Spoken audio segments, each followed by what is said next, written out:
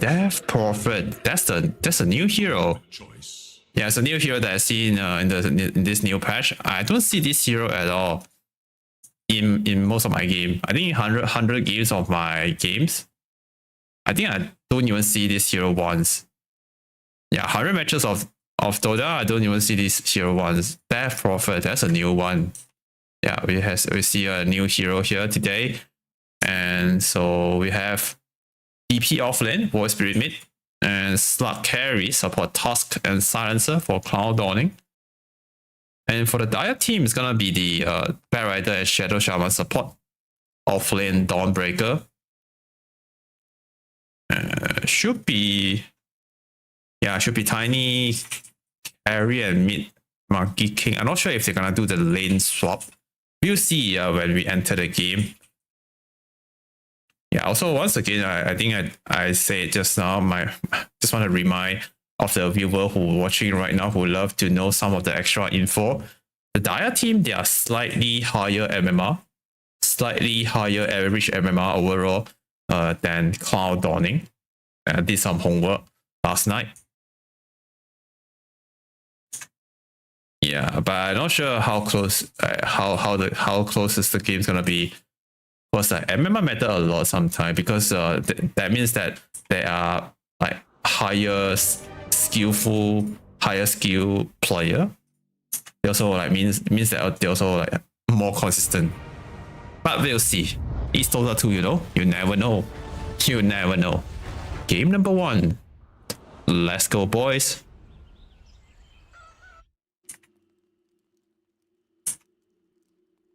Oh, this makes it all worthwhile. Rock'em, sock'em.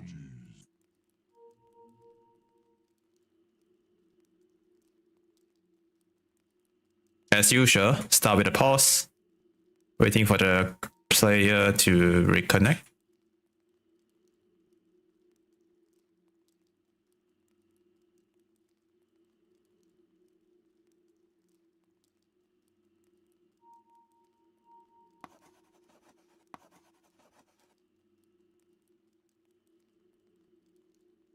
Masterful mark.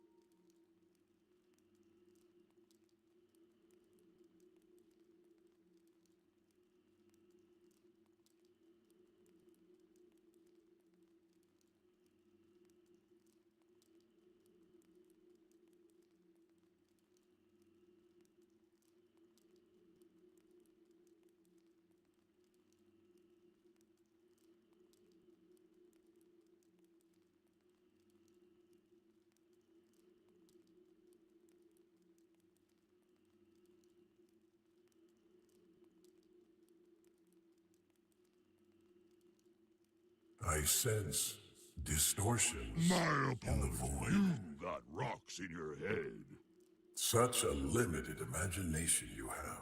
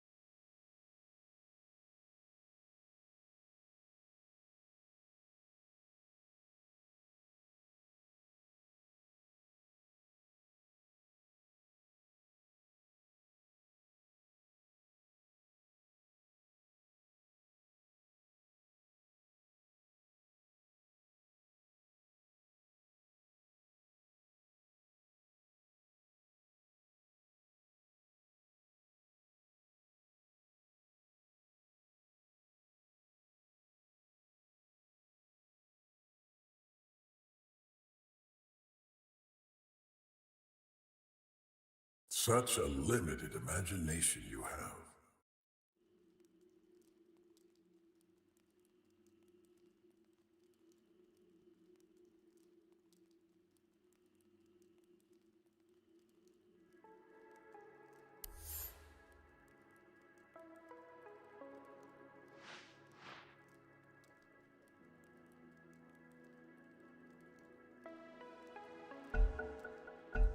Okay, alright, they are back. Hopefully no more connection issue for the players. Cloud Dawning, start with a 5-man smoke. There's a boost of speed on Tusk. Used to known also as one of the best hero to get first blood. With attack team slow is followed with some of the light clicks from his allies. Really easy to get a kill at the start of the game. And here on the screen, that's the starting item for all 10 heroes. Dawnbreaker holding the high ground. KMP is gonna break the smoke. And it's gonna be the first contact here. Wei Miet running in. Using his eye sharp, blocking the tiny. A good arcane curse on multiple heroes, but can they get any kill? Nice turn for Orochi on the side. And they're using a shackle, focusing on the Void Spirit. One more light click is gonna die the job. And Shama is gonna be the second blood here. Another good kill for Orochi. ZQHY looks like it's gonna be the next focus for the Dire team, but another slow come in from the silencer, slowing down the Dawnbreaker and Bat Rider, keeping the slug alive. Overall, still a small win for the Dire side. Not just they got the first blood, they also get 2 kills. Yeah, only 1 kill for the slug. He did get the permanent edgy though, but still it's not better than the first blood and 2 kills. For the bounty, it's gonna be 2 bounties for both sides. Pretty good start for the Dire team for Satan.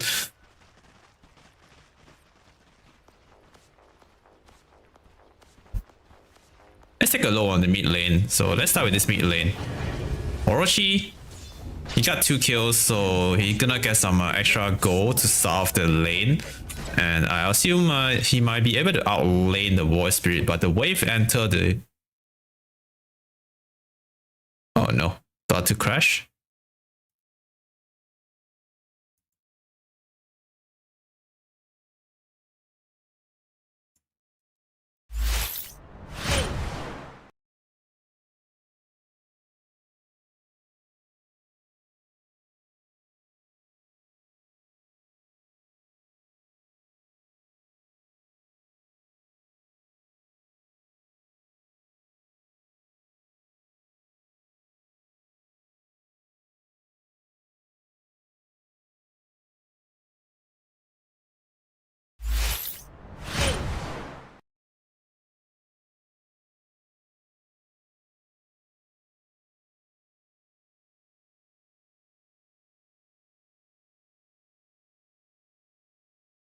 Okay, looks like not just me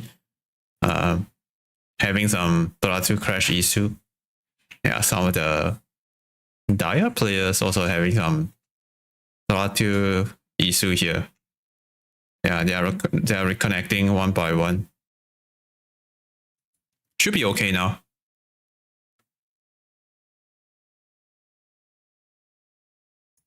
Oh, but look at Monkey King positioning. Because of the crash, is slightly out of positioning now. Yeah. Orochi, not just his out of position, he also lost his career. Oh no.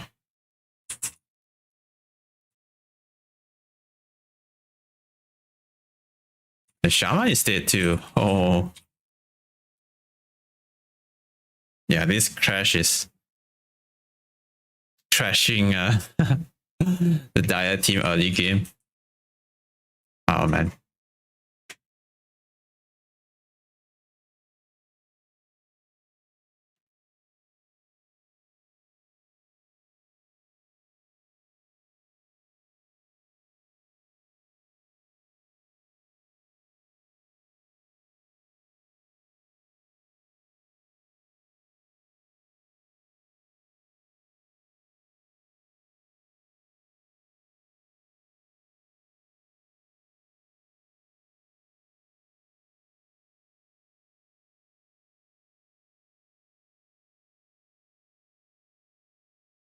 Alright, they are back.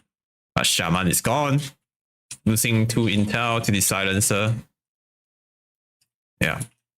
They have 4 free intel on silencer and 2 free SJD already on Slug. Not even 1 minute in the game. Wow. Great start. Slug. It's really strong right now with the free innate. You got the free action shift for free. Oh, Shackle. Followed with some light click. No Starbreaker yet on the Dawnbreaker.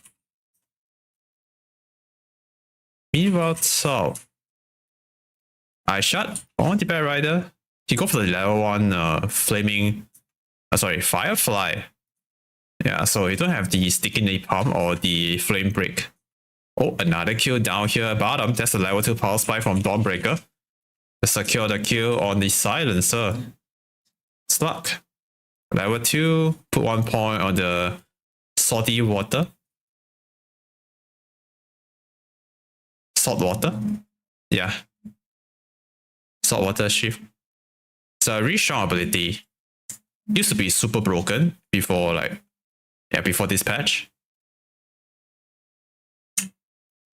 Looking at the mid lane right now, despite losing the career for free to the Void Spirit, MK still doing great. Yeah, he has the free. He got the all of Frost right now, so the extra slow and the health reduction. It's pretty good. Yeah, it's gonna outtrade the Void Spirit. Oh, another kill up there on the side lane, but Bear Rider might be able to get the kill in return, get the revenge for his friend. So a call for a call, but it's the Bear Rider who got the last hit and experience, so that's a win. And meanwhile, bottom, Slug also lost his life to the Dawnbreaker. So 5 kill already on for the Dire team. Nice pull from Shaman. 3 minutes now, Lotus timing. And both the Lotus on the side lane is going to secure by the Dire side. Slug. Pulse will be up in a second, but it's not able to close the gap. Dawnbreaker is super low on HP. He did bought a salve and he need that, yeah, to sustain the lane.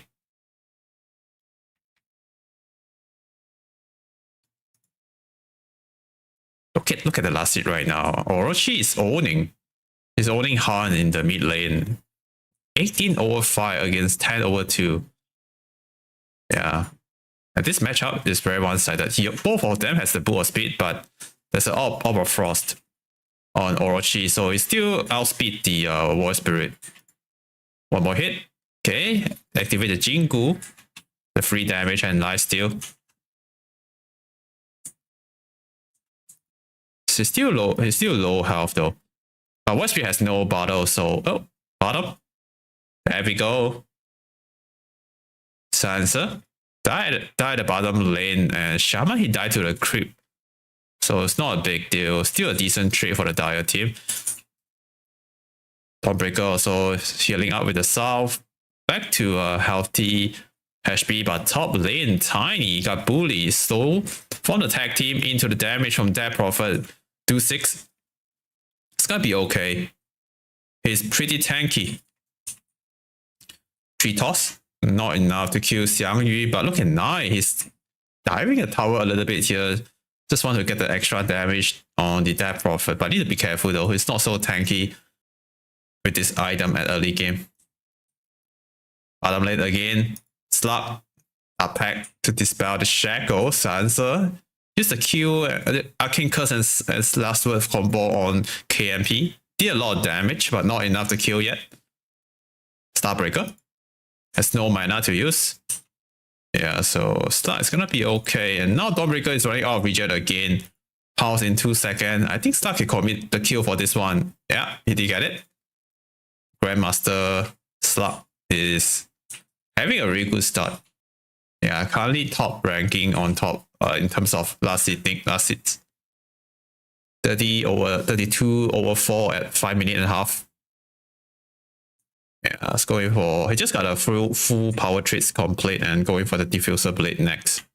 I also love him putting 2 points on the salt water sheath. Yeah. Which means he has 100% uptime. 12-second duration, 12-second cooldown. Okay, here we go. Bad Rider is here, taking the gate to the bottom. They found the silencer behind the tree. TP coming in from the Tusk. Shaman looks like it's gonna be the focus now for the Radiant team. Yep, he got surrounded. And he used most of his spell before he dies. Snowball from the Tusk bought him some time, but KMP, he can't tank that much, so it's a big loss. What a dire team. MK coming from the back. Found the silencer right here. Should be able to take him down. Yep. Silent. Used most of his spell, but Monkey King don't really care about Silent. He only has one spell, and which he already used. Yeah, great rotation. Or even just a support kill, but I think that's good enough. Now he turned himself into a tree. Walking back towards mid.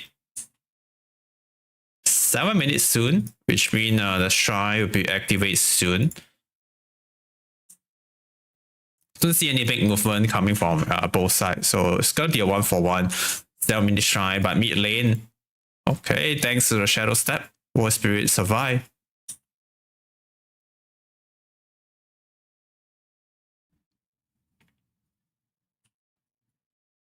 That Prophet is doing not so bad in terms of net worth and farm. He also has decent last hit. But Tiny still own in terms of last hit. He's still owning.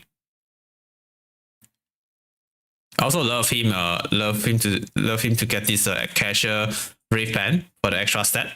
Nice throw ball. But Monkey King coming from the back. Avalanche hit on 2 core hero. Tusk taking a lot of damage at the front line, but he did what he can and he managed to trade his life for 3 kills. Wow, big win for Hans. Getting double kill, also some extra earn charges. Yeah, that's a pretty sloppy play coming from the Dire side. And meanwhile, bottom also, they lost the Dawnbreaker to the Slug. Yeah, Cloud Dawning, they are owning. 8 minute power rune. Spawn bottom is gonna be the Arcane rune secured by Han. Next jump will be up in 10 seconds. Oh, the ice shot is somehow blocking his friend, but just want to keep him safe.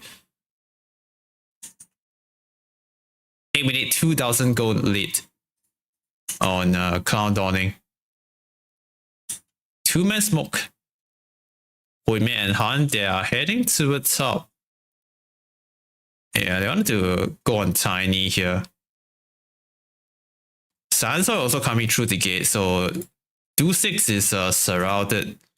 He got sandwiched by 4 hero and he's very dead. Rider coming in. I don't think he should be here though. It's only level 4. Don't have anything to survive. Also anything to stop them. Yeah, end up feeding extra life.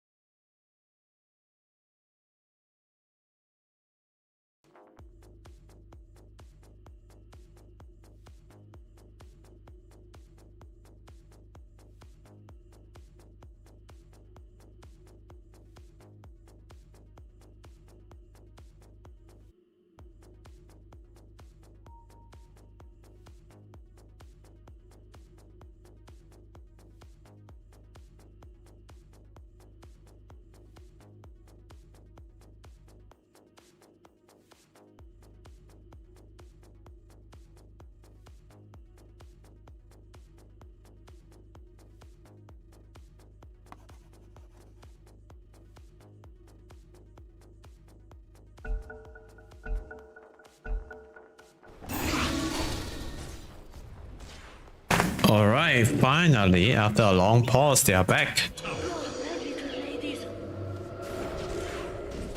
Dire structures are fortified. Dire's That Prophet activate his ulti, Exorcism, to take down the top tier 1 tower. Should be able to do so. Monkey King is about to like look to their top tower. make something happen to the side lane. Oh, nice tree dance to dodge the pulse. None on this stage shrink from And look at what ZQ Heshra is queuing in the quick buy. He's going for the Radiance. Alright, they might be able to get this monkey. Void Spirit is here, level 8 with 4 uncharges. Yeah. Perfect chain combo, control the Monkey King. Stun is ready, but I don't think he's gonna... Yeah, it's gonna save himself from that situation. They also managed to get the top tier 1 tower. Great job by Xiangyu.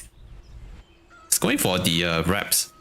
One of the best meta item right now in this patch. Yeah, despite the nerf, the item's still good. Meanwhile, middle. We see many heroes here in the middle.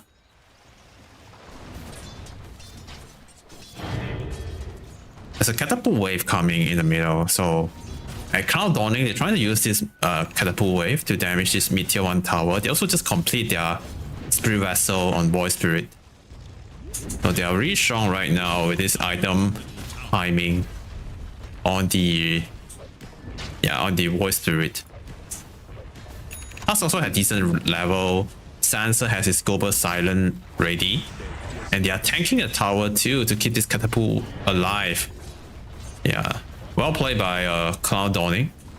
By doing this, they are doing more damage on the tier 1 tower. The vessel done on Han. They are taking turn to tank the tower.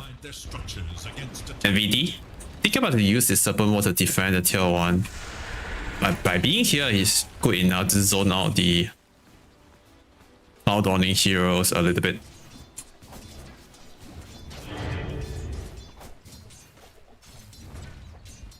The solo smoke from NVD. Okay, it's gonna take MK with him, and they are heading towards top. Tiny is nearby, so maybe they wanted to kill the Dead Prophet, but same time, Tusk and DP also going for a smoke. Yep, perfect combo. Trying to keep the Tusk in the ring, but the stun is a bit too slow. Yeah. Radiant are scanning for enemies. It looks pretty good at the start when Shaman dropped the Serpent Ward, but if Monkey can just use his stun before the Wukong in order for Shaman to close the gap to land the Shackle. And I think they didn't know there's no silent too on that Prophet. Maybe they're afraid of the silent on DP that could interrupt or stop the Shackle. That's why they're not committing the kill. Look at bottom, they are trying to tank the tower here. I mean tank the tower and keep this catapult alive. And oh, another kill on the Dire Triangle. They found a freebie, which is a Bat Rider. Extra uncharge for the Void Spirit. Why not, right? Yeah. Right now, the Radiant team just they play with Void Spirit Vessel timing. Can just keep snowball in this mid game with the Void Spirit Vessel. It's so strong in the mid game. Under attack.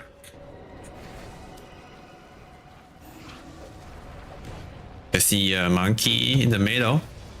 There's a really good dire ops here on the cliff, watching all the movement from Huimie and Yang and Han. Unbelievable.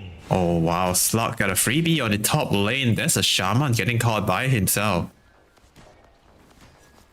And right now, Clone Dawning, they're just taking the bigger map control already.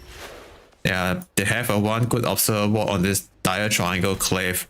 Dawnbreaker, we haven't seen a Solar Garden yet. Yeah, not even one Solar Garden so far. Haven't used any Solar Garden yet. Would love to see him to use it to like maybe save his friends or something. They have Global Silent, yes, but I still feel like he needs to use it for some impact. He's going for the Echo Saber build. Not a fan of it, but I respect that. Could be useful, right? The mana regen, but I think in this game, don't think the Echo Saber on Dawnbreaker can be useful. Can be that. It's not gonna be that useful. For Radiant's middle tower. Start hunting, running around with the Diffuser Blade, MK, and the Shaman. This time, there's a big circle. I don't think a Tusk could snowball out of it. And now Orochi jump to the other side and jump right on top of the monkey. He does have the lasso already on Bat Rider, trying to catch a Void Spirit. Tiny also joining the fight. Silencer is gonna get whacked down by the tiny big bone. Yeah, is that a bone? It looks like a bone. But on some other cosmetic item, it's gonna be a Christmas tree. But overall, it's gonna be a 2-4-2. Small win for Cloud Dawning. They got a kill on the Monkey King. I'll take that. And they only lose 2 support. Yeah, pretty decent trade overall. But Tiny currently is the top net worth hero on the map. Yeah, did he get any kill? No, he didn't get any kill. I think he just farmed fast. With this new tree grab. Lower cooldown, more hits count. With extra damage. It's pretty good. 40 bonus damage. Also, just complete his Shadow Blade. Running in with the Shadow Blade, the fresh Shadow Blade, the Sea Slug and Void Spirit here. They're waiting for the top pack to proc. Tiny is gonna show himself with a perfect combo, and the Global Silence is not gonna stop Tiny from killing the Slug. And now Void Spirit is running off jump. He managed to use the last jump on the Dawnbreaker and get the kill with the Spirit Vessel. But that is not a good trade. Tiny is getting a lot out of this engagement. Let's see a dead prophet over there. But there's a sentry here too, so Tiny can't run in with just the Shadow Blade.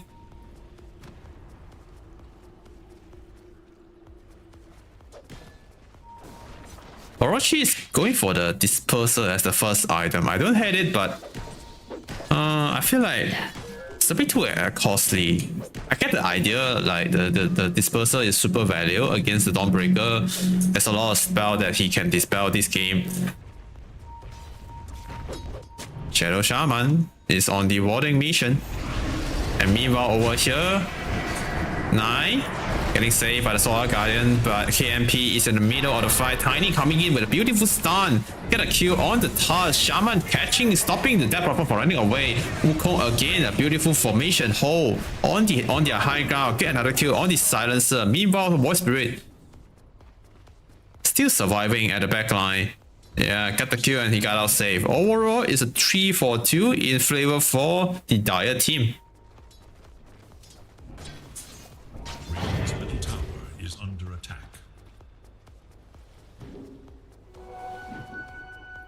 Yeah, after all this engagement, all this fight, all this trade, the Dire team, they are slowly catching up in terms of net worth.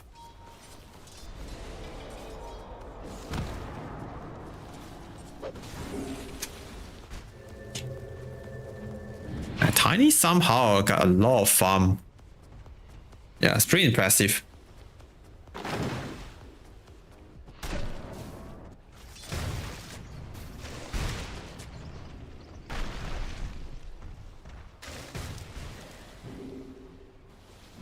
Orochi dancing around on the trees, Is in danger. looking for his next target. Shaman will have his ward ready in 30 seconds. Not sure if they're gonna pressure the top tier 2. I mean tier 1. Meanwhile, right here, Cloud Dawning, they're going for the Roche. Wow. Radiant should look to their top. Yeah, they managed to kill the Roche at 80 minutes.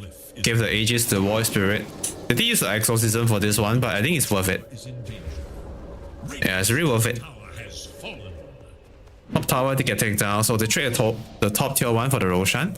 And we might see a fight right here. Sansa Top tower.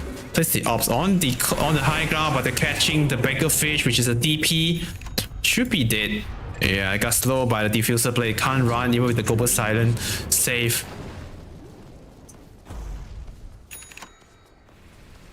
Really good catch from the Dire team. And Slug just complete his Radiance. Wow. I seem he CQHR, he does it before. He does it before. The Radiance on the slug. And I think he loves this item a lot on the slug. He loves Radiance on slug.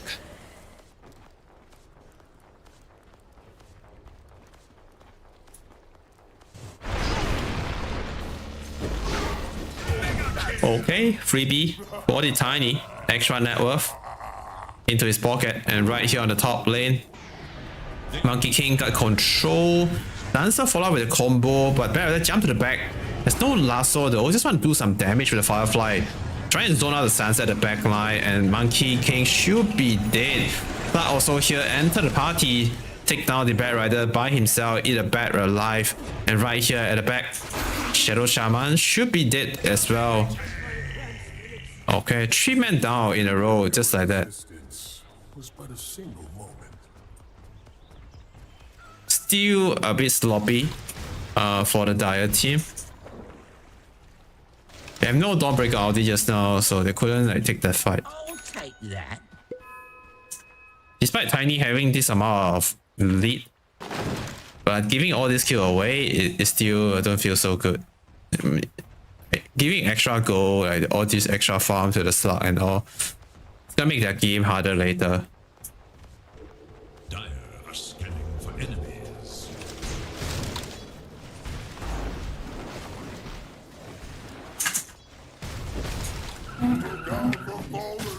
Tormentor is open right here. Yeah, I think Task would love to have the shot for free. Okay, they're gonna go for the Tormentor now. With tag team should be easy. Radiant's top tower is under attack.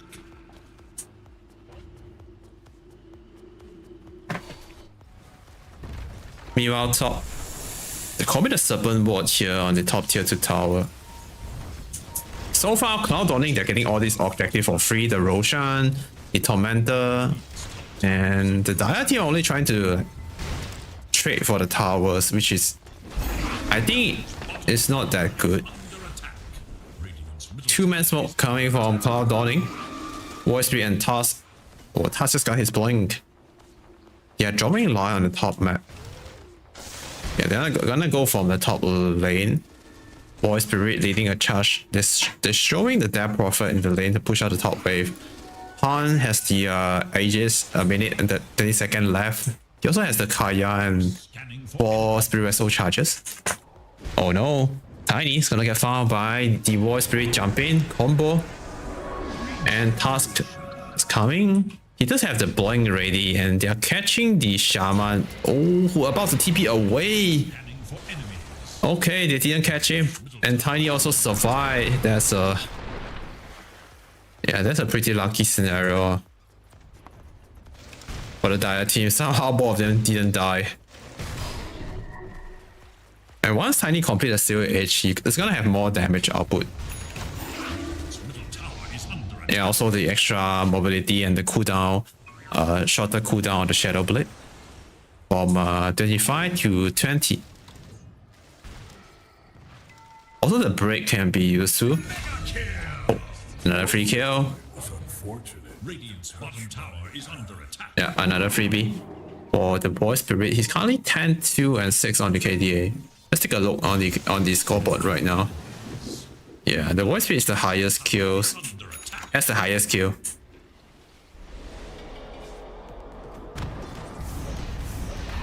Looking at the graph right now, 23 minutes. 78% win probability for the Radiant team for Cloud Dawning. Even with only 2000 gold advantage, they still have insane high win probability.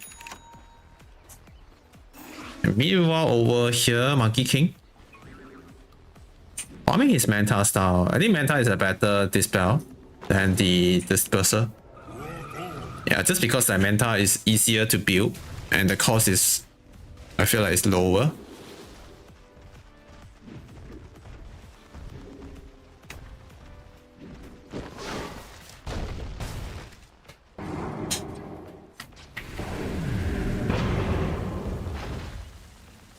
Level 15 now on Voice Spirit. going for the scepter next. Oh, chain disable, but the global silent, trying to keep the voice pretty safe. They are able to do so, and toss jump in, perfect eye shot. Blocking 2 hero, but there's no follow up, and right here, Tiny. Stunned in 1 second, but he got silent, couldn't use it, and meanwhile right here at the back, DP getting caught by the chain disable, and he's dead. Yeah, they committed lasso and all the disable on him, also the Wukong. And right here, they're catching another support, which is the silencer. The toss, the damage is enough to take him down. Unstoppable streak already on Tiny.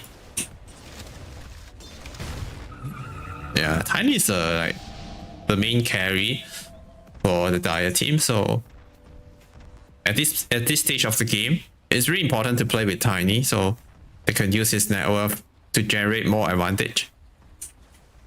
Radiant's middle tower is under attack. Trying to take the mid tier too. Should be able to do so. Okay, they looks like they're not gonna overplay for the mid tier 2 tower. That's a pretty disciplined move. Slug just complete his scepter. Unlock 2 charges on the pulse.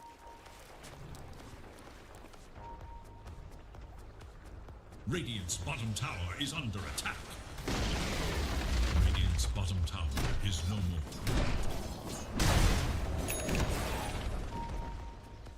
There's a BKB 2 on Dawnbreaker with Harpoon. Yeah, so this Dawnbreaker, it has a lot of light click potential. Meanwhile, the middle, chain disable, snowball, trying to keep the voice pretty safe. Should be able to save him now. But MK coming from the back, they catch the Tusk. So good sacrificial play from the support Tusk, keeping the in order to keep the voice speed alive. Tiny under the vision, but good sense, good warding sense from the support. It's gonna take care of that.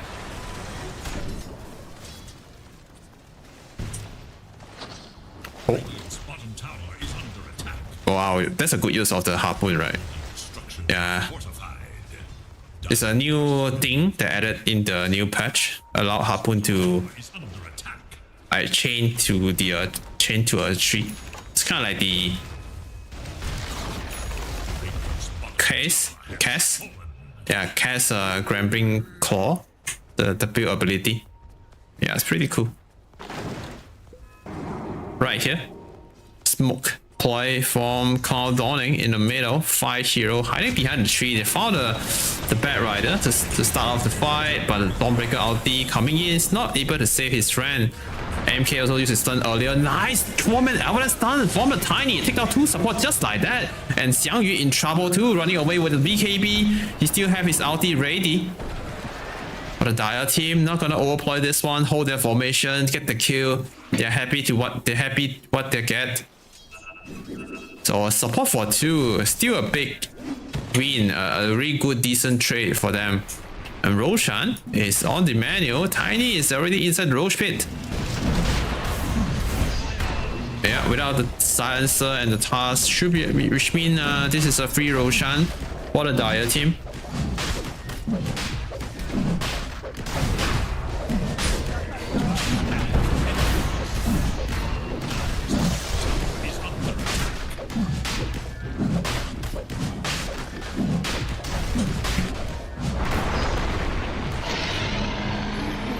Free Aegis for Tiny.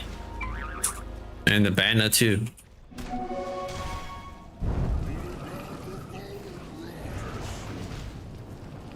Tiny with haste hunting, looking for his target. Radiant's middle tower is under attack.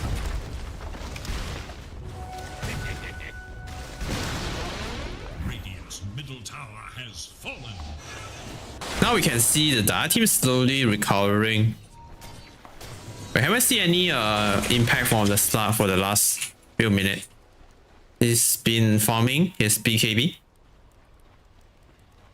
Yeah, maybe that's the purpose of Radiance. It's really useful in terms of like farming with the AoE damage.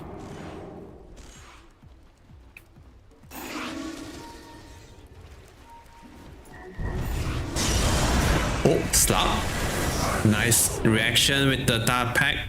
Dispel the last soul. They even use the Global Siren to counter the Solar Guardian. So good reaction from Cloud Dawning to counter play 2 big ability from the Dire side.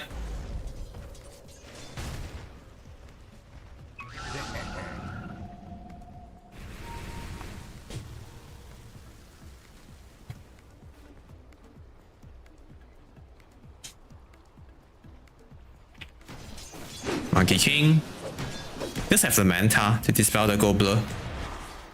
And he's going for the Dispersal next. They're gonna go for a smoke play. They know that the Gobbler's on cooldown, so they're gonna connect it to the Tiny, but it's a bit too late to the party. 3 minutes left on the Aegis.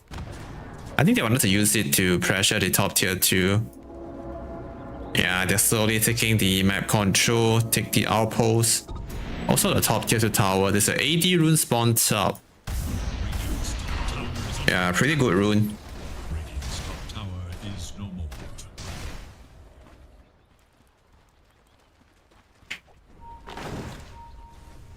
Bad Rider. Ready to lasso anytime now. Yes, the Blowing has a 4 staff. About the Silencer, that's a good target, but the task instant, counter initiation, save the Silencer, also kill the bat. And now Shaman in trouble.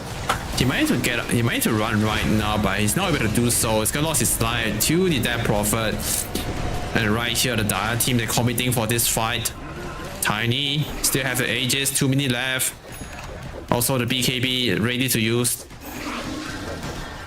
Oh, nice silence from Xiangyu, stopping the Tiny from using his stun. That's a full Daedalus complete on Duel 6. It's a huge amount of gold right here. It's a lot of farm. So overall in this engagement, this scenario, they lost 2 support and they are only destroyed tier 3. Not the best scenario. And right here, Shaman initiate on the slug, but the counter initiation from the Void Spirit keeping the slug safe. Yeah, he does have the silent now from the Aghanim Scepter upgrade. That's why the monkey got caught from the tree. Manta star, but the punch come in from the task. The Solar Guidance not able to save his friend. But Tiny has the AD rune, just got 2 kills just like that. And now the next one might be Void Spirit. He used his last jump to the low ground. That might be able to keep him alive thanks to the Global Silent too. The extra help. He buy back to use the Global Silent just to make sure the Void Spirit didn't die.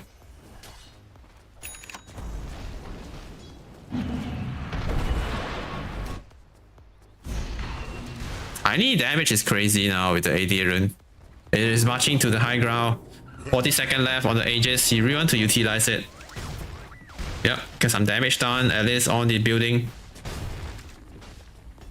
Radiant structures are fortified. Grab a tree, Tiny, come on.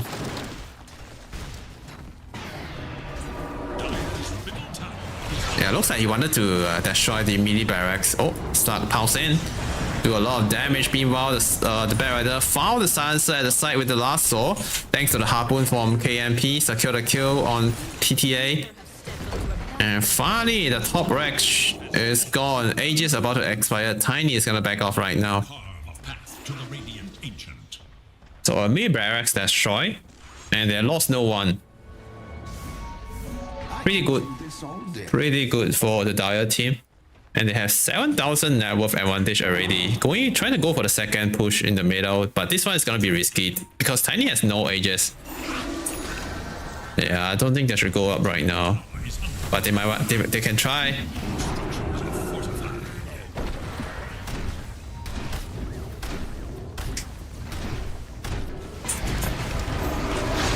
Oh, Dawnbreaker getting gone on here by the slug. He does have a BKB to block some of the spell. ZQ HY taking so much damage, but thanks to the Death Shroud and the Shadow Dance, he can play with fire and get out safe, but not the Rex. Yeah, the wholesale Rex in the middle is gone. Thanks to Wukong command. Such a good high ground ability.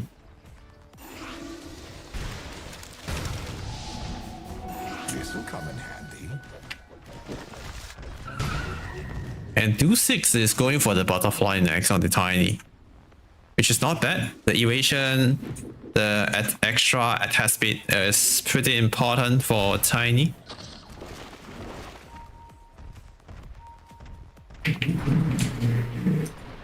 Format smoke from Cloud Dawning. 5 minutes actually. Silencer got left behind, but that's okay, right? Just need to press Alt D. Yeah, just need to press R on Silencer. That's good enough. And this smoke is not able to get anyone. Next Roshan could be up soon, and Tormentor is already open down here on the menu. Top barracks are under attack.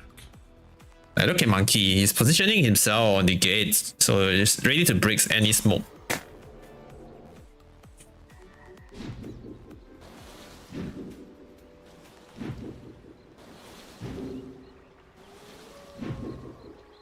Level 18 on the Monkey. We are approaching to the late game soon. Here's the items for all the heroes at 35 minutes.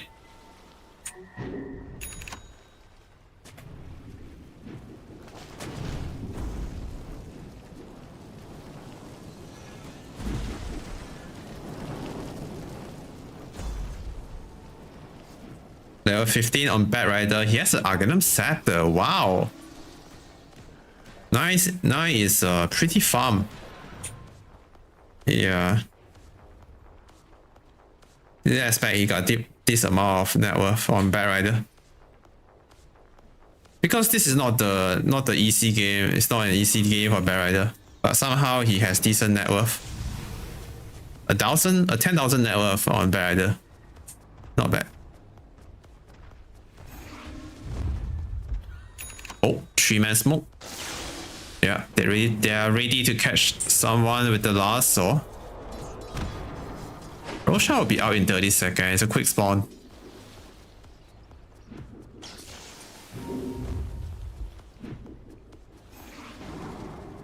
Smoke.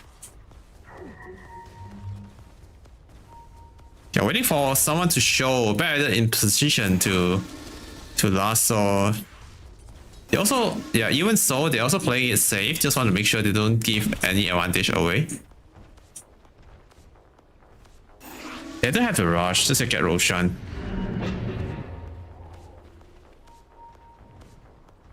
Yeah, they can just go back to the pit right now. Roshan just respawn. And they also have the map control. Dawnbreaker has his AC and Basher. Wow. It's the second carry now.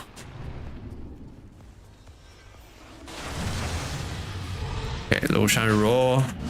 Tiny is already inside the pit.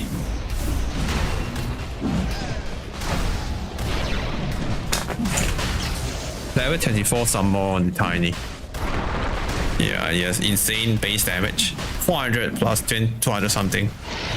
He hit hard. And Aegis on Tiny, which means they are about to go for the high ground push. Yeah, it's the one that holding the high ground, holding the Aegis at the front line.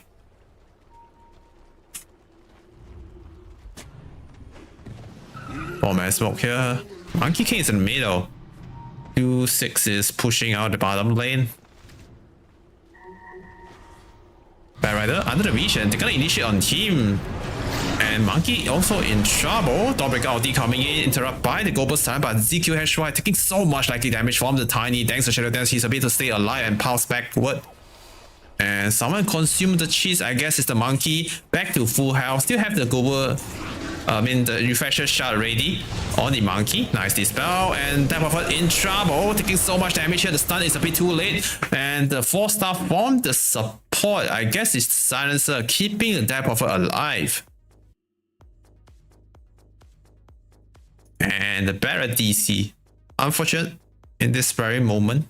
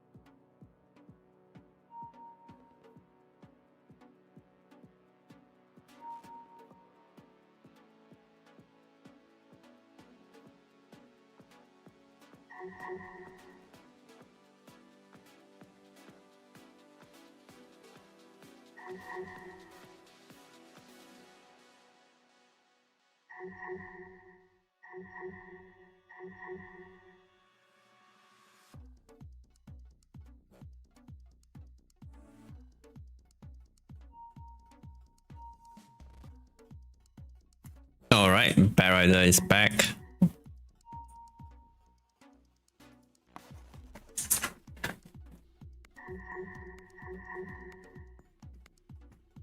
Okay, back to the game. The fight continue. So that Prophet already uses BKB and EXO. Tiny still have the Aegis and BKB ready. Should be able to take down the tier 3 tower here. MK also has no BKB. He does have the Disperser and Mental. Was we jump in?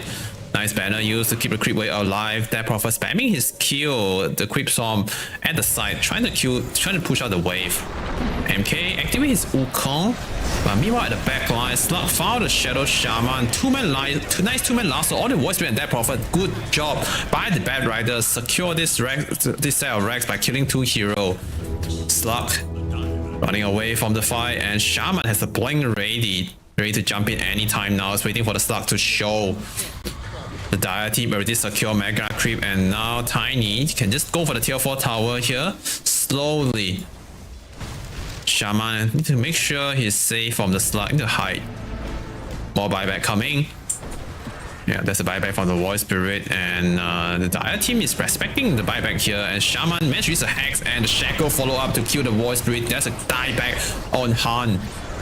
Yeah, and the double G job. Meanwhile at the back, Slug still wanted to kill the Shaman. Even they called a GG. But thanks to the Shadow Solar Guardian, the Shaman didn't die. Congrats to the Dire team that take this game number 1. Yeah, there's a million of pauses. This game is a bit it's good. It's a bit, you know, cutting the ruin the fun a little bit. But so far, the Dire team looks like the better team at this game number 1. But overall, it's a best of 3 series. Yeah, it's a best of 3. So only game 1 win for the Dire team, and the game 2 will start after a short break. Don't go anyway, boys.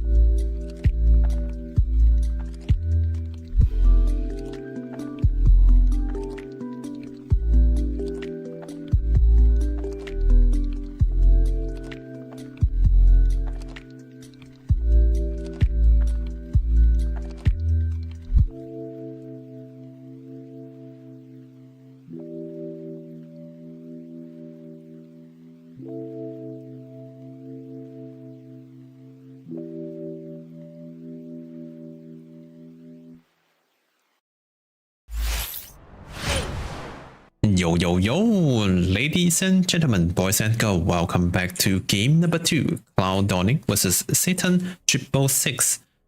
And right now, we are looking at this game 2 draft. A very classic opening. Both Spirit Brother pick in the first phase, the Storm Spirit and the Ember. But Cloud Dawning, they paired it with the Keeper of the Light, one of the best synergy hero together with Storm Spirit, giving him unlimited mana with the Chakra magic, also reducing the basic ability cooldown. Just the best hero to support Storm. And also I love the Hook Wing to pair it with the Ember. Yeah, so they have the Sitting Chain to start off the fight, to set up the fight in order for Hook Wing to follow up with the Bushwhack and the Sharpshooter. It's a pretty good combo together. That very strong in the mid game. And Cloud Dawning, they go back for the Grandmaster Slug. It didn't work out in the last game, the previous game, but it's a Grandmaster Slug, so he don't feel. I think he never feel boring playing the same hero over and over again. And I wonder how many matches he has on that hero. And the Dire team, they go for the Underlord and follow up with the Lion pick. So another disable. Aura carrier, frontline tank, and follow up with the disable pick, which is pretty important to shut down the Storm Spirit. The P of Malefice and the Hex and stun from Lion is crucial to control, to lock down the Storm Spirit. I love this pick and draft from the Dire side. And here, Cloud Dawning. They might need some extra damage hero. Or maybe a good frontliner for their offlane. Okay, looks like that's the offlaner. Dawnbreaker. It's not a bad hero. I remember the hero used to be better during the patch when his scepter is so strong. But now it's like okay. Yeah, I don't see like how good is the hero yet, but I do feel like the previous version is better. The one that with scepter and instant or maybe faster landing time. The one is I think there's a prime patch for Dawnbreaker. Last banning phase, Tiny can ban out. Yeah, looks like they don't want to deploy into the Dual 6 Tiny again. Yeah, he has a pretty like normal landing phase, but somehow he pop off in the mid and later game. It's so strong, it farms so fast, so much damage. And they realize maybe Tiny is the problem. And here they can ban out another support hero. They have 2 bans here. So yeah, it looks like a Dawnbreaker offlane to me. So maybe the Dire team can ban. Okay, they ban out the Phoenix. Some team fight hero and Jakiro, also a great support still, even after the nerf. Faces Void ban. Yeah, one of the best hero to counter the Slug. With the Chrono Spear, I think Slug wouldn't survive inside of it. Unless he pressed the Shadow Dance before the Chrono Spear hit. 5 seconds.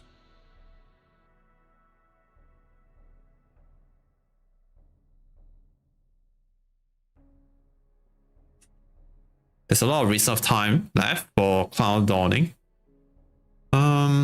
I think they need a catch.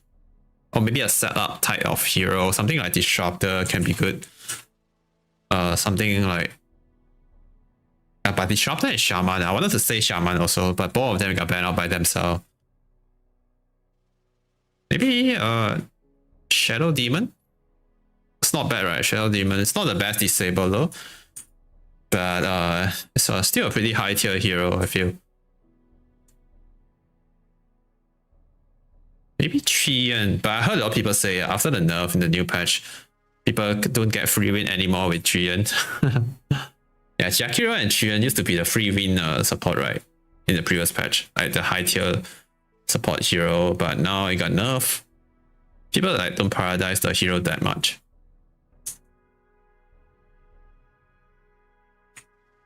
Dire's turn to pick. It looks like, oh, okay, we got it right. It's a Shadow Demon. There we go. They hear me. So here they need a good carry. a carry that could lane well against Stormbreaker, and then with some sort of disable that could shut down the Storm Spirit or Slug. 5 seconds remain. I would like to say AM, but AM can be hard sometime playing against a Slug. Ooh, they go for the Cass. Make the ultimate choice. Yeah, Cass is a perfect fit, I feel. I mean, we could never go wrong with this hero. I feel like this hero is too strong, too broken. Yeah, we have Do6 on the carry Cass, AMP on the offlane Underlord, Orochi on the Emperor Spirit mid, and 9, and NVD. NVD, you know, remind me of Nvidia. I wanted to call him Nvidia, but it's NVD and 9 on the support Lion and Hookwing. For Cloud Dawning, we have Han on the mid Storm Spirit, with mid on the support Keeper of Light, PTA on the support Shadow Demon, ZQHY on the Grandmaster Slug, and last but not least, we have Xiangyu on the offlane Dawnbreaker.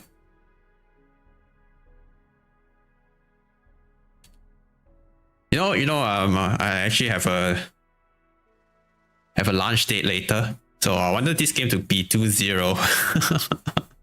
Yeah, I wanted this game to be 2-0, so I won't be late for my launch date. Yeah. It's almost like 1 PM here in Malaysia. I hope you're all doing fine. I hope you're all doing well. For all the new viewers who are just tuning into the stream, welcome and welcome to EPL World Series SEA region season 14. This is game number 2, Cloud Dawning versus Satan 666, and they are currently 1 game down. Yeah, I mean they lost the first game, so if they lose 1 more game, the series will be over. Ooh, look at that! Last match at Stormbreaker, 38 kills. What? 38 kills. When's your last time to see that much of kills? That many of kills. Wow. Alright, game number 2. Here we go. The time for preparation is short. Right here on the screen, that's the starting items for all 10 heroes.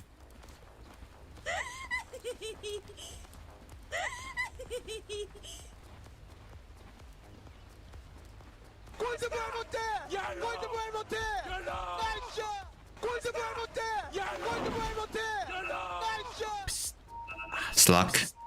It's here in the middle. Checking the bot. Yeah, this is some advanced trick for like player to check what's in the mid lane. To stand within the tower range. If the hero got hit, which means there's a ward in the middle. During the night time, the tier 1 tower, they have smaller vision. So in order for tower to hit the hero at the edge of the attack range, which means they have vision over the heroes at the edge of the tower range. So Han plays 1 ops right here, and they pop the smoke at the back. And all the dire heroes, they are holding their triangle high ground. See, 1 hero at edge of the entrance. 30 seconds. That's the best way, right, to hold the formation, so they don't get ambushed from different angle. Now they go for the 5-man smoke. But all the Radiant hero, all 4 of them, they are on the top. Slug is alone down here. They have Lion. So maybe they could start the fight with the stun, but oh, smoke got break, and ZQHY got out safe. Don't think we will see a first blood here. They've trained hard to get here. Yeah, it's gonna be a 2-for-2 Baltis, start of the game. No first blood, no 1 die. And Underlord's doing a great job trying to root block the Slug. Alliance still hanging around, and PT. Hey, TP down here. I don't see the Lion yet. Yeah, Slug managed to walk back to the lane safely. And Lion TP back to the top. Yep.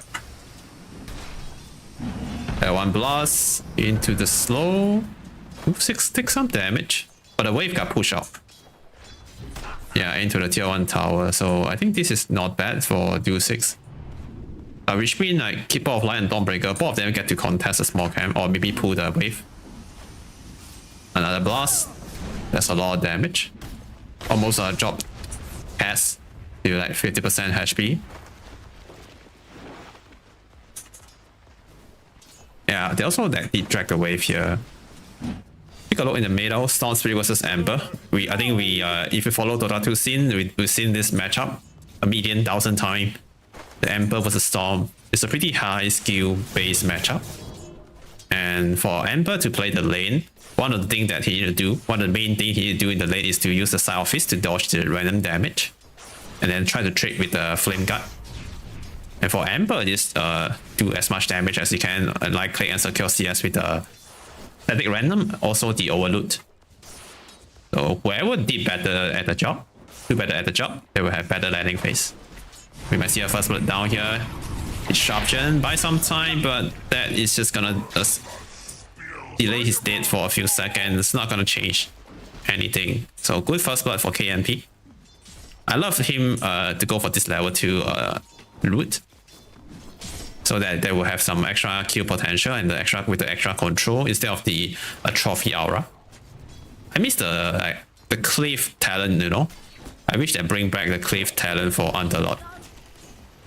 I thought this hero would be like Radiant's courier has been lower tier, bottom tier after they take away the cliff, but looks like KMP still feel like the hero still playable. They pick the hero for him. It's not bad. The AoE route is still pretty good. Just without the cliff, the hero might farm a bit slower and maybe lesser like click potential. Pushback connect on the slug, but instant 3 cut from the Shadow Demon to break the pushback. One of the way to deal with the pushback is to cut the 3. Looking good so far for the Dire side. All 3 lane, they're doing great in terms of CS. Yeah, Slug and Dawnbreaker struggle a little bit in terms of last hits. They are the bottom 2.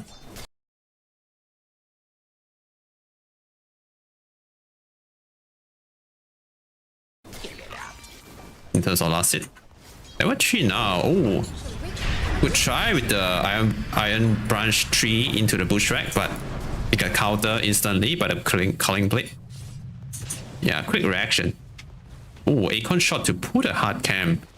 NVD managed to do so, and KNP also body and zoning out the Shadow Demon, zone him to the river. structures are fortified. And oh, Dire's top tower is under attack. top lane. Keeper of Light lost his life. Dire And they're still going to the fight is still going on. 2-6 managed to survive. Yeah, it's pretty decent CS. Just a bit low on his HP. He did get the set of Tango. Yeah, it's gonna slowly heal up regen. There's also no more mana on Xiangyu unless he consume Magic Wand. Blast is gonna miss on 2-6.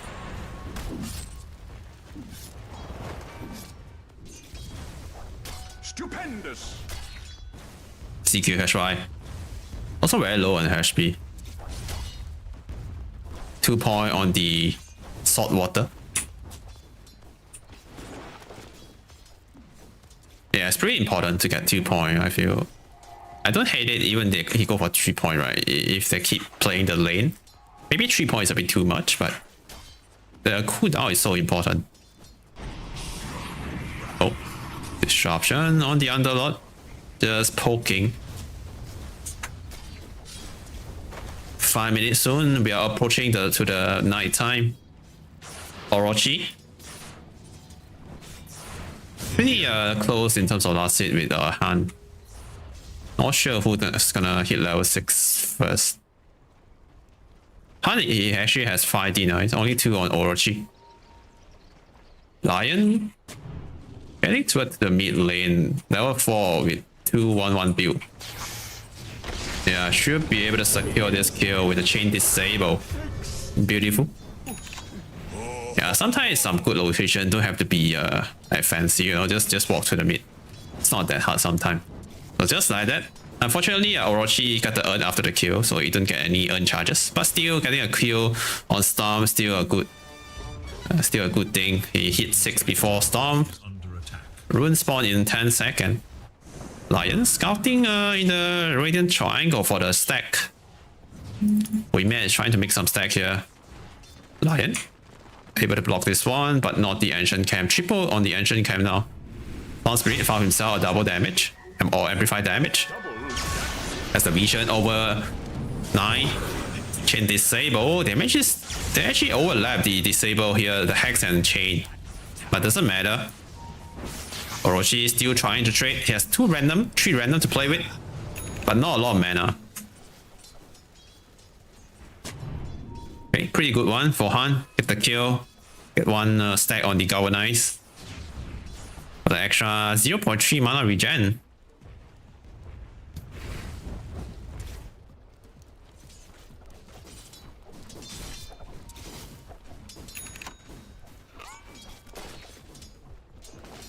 The lot might be in trouble.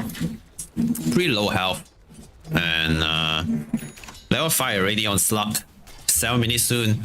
Which means the support might not be here in the lane. So Slug and Shadow Demon take this window to bully the Underlord. Pulse Leash on the Underlord. He has 300 health. Should be okay. Wing misses Bushwhack. Trying to do the trick again with the Iron Branch tree. But PTA not gonna... Yeah, he also has the Cooling Blade, right? They have 2 Cooling Blade in the lane. A Lion lost his life on the top lane. Still, look at the net worth right now. Emperor Spirit and Case, they're still on top. Cass, yeah, is going for the Falcon's Blade.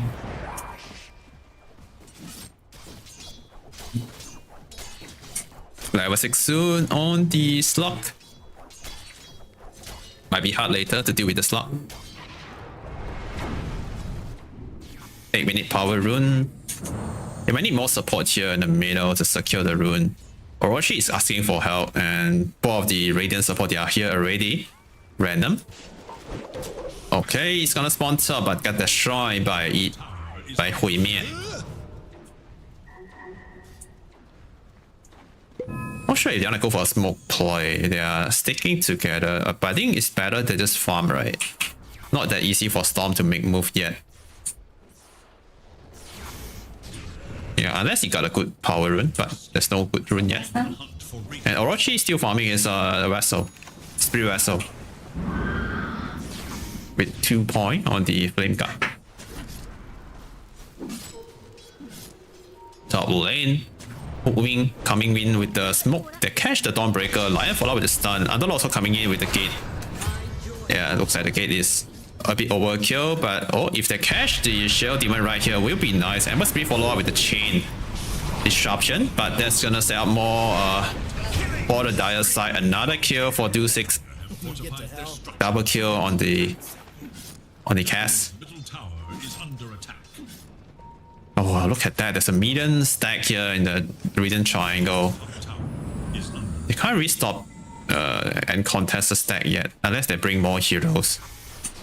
So Han is gonna farm some of it to boost his net worth.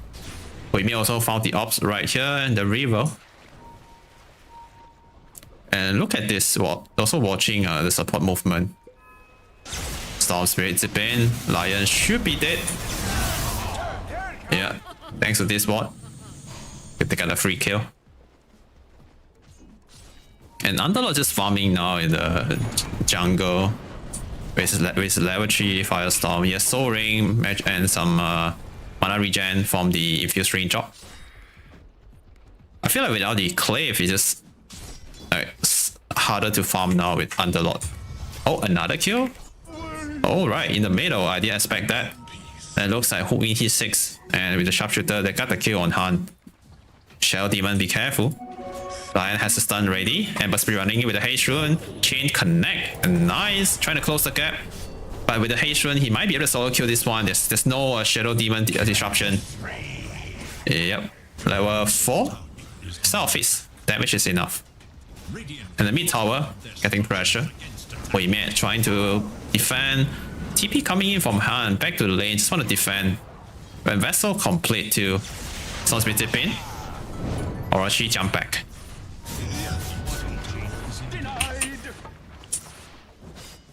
Alright. How many now? Almost 11. Looking pretty okay. For the Dire side. Beside Underlord. He's farming his row A tools and he has this possessed mask. That's gonna help him to like sustain a little bit in the jungle. Yeah, he's doing a great job farming here as much as he can. The level 4 Firestorm. He also has enough mana to do to spam his Firestorm. Lion is taking some experience down here while Underlord is farming. He'll hit his level 6, so he has Finger of Death to get some kills. It's a pretty good pipe game for KMP. Might be a second item for him later. Oh, chain. Maybe a disruption. Okay, looks like not required. There's no stack here in the dire triangle. But look at here. Storm Spirit and Ember. I mean, sorry, Gamekeeper. Yeah, thinking about to invade the dire triangle. Oh no, not the pause again. Hopefully, there's no long pause.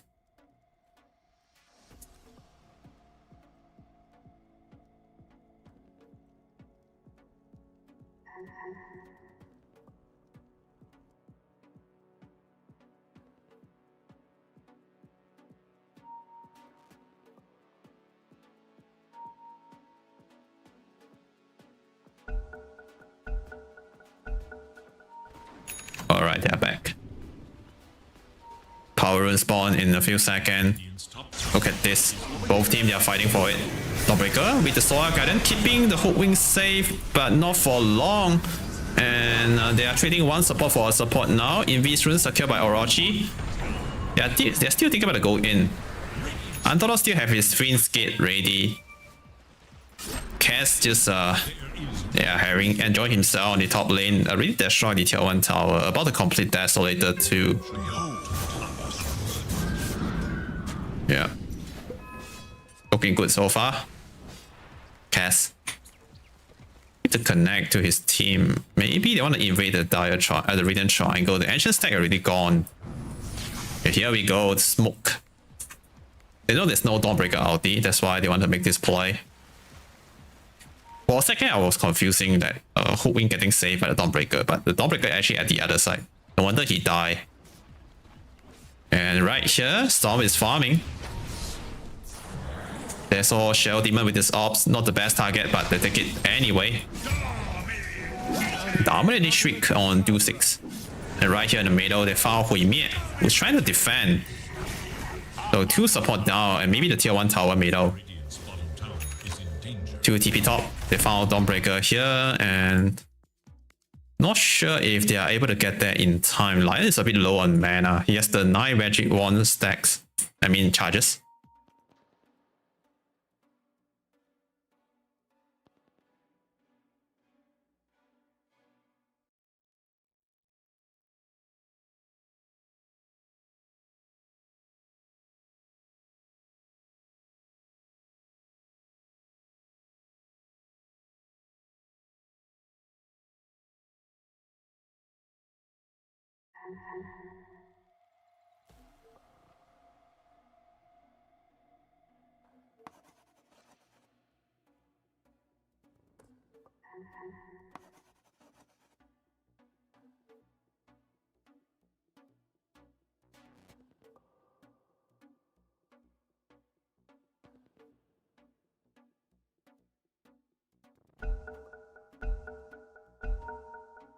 Alright, they're back.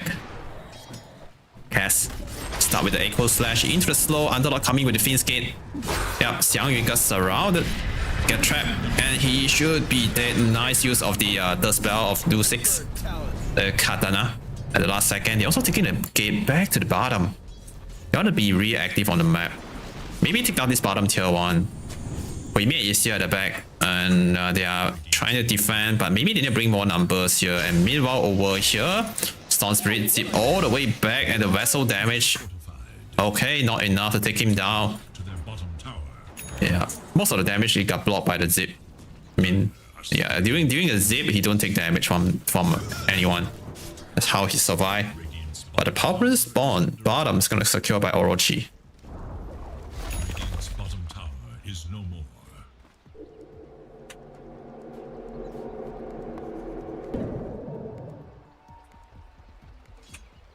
Yeah, Underlord is queuing the pipe now in the quick buy, so great choice. I love it. Yes.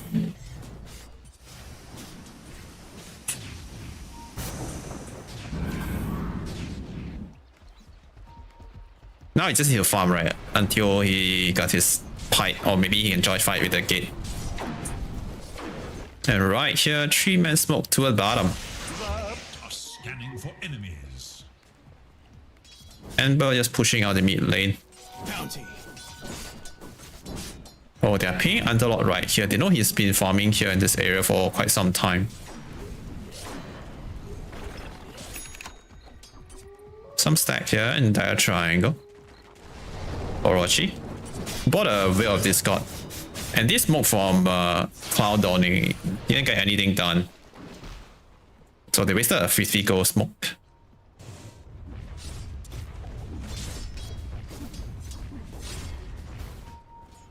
Middle.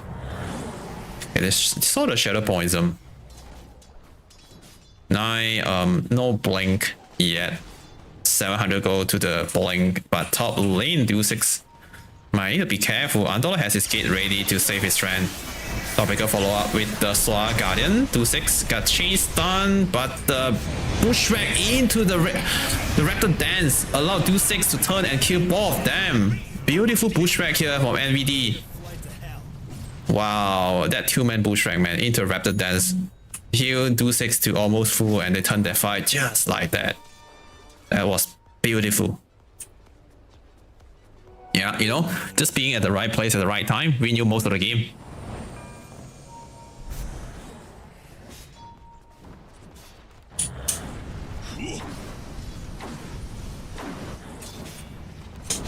They might need to get the slug involved. He's farming his Radiance.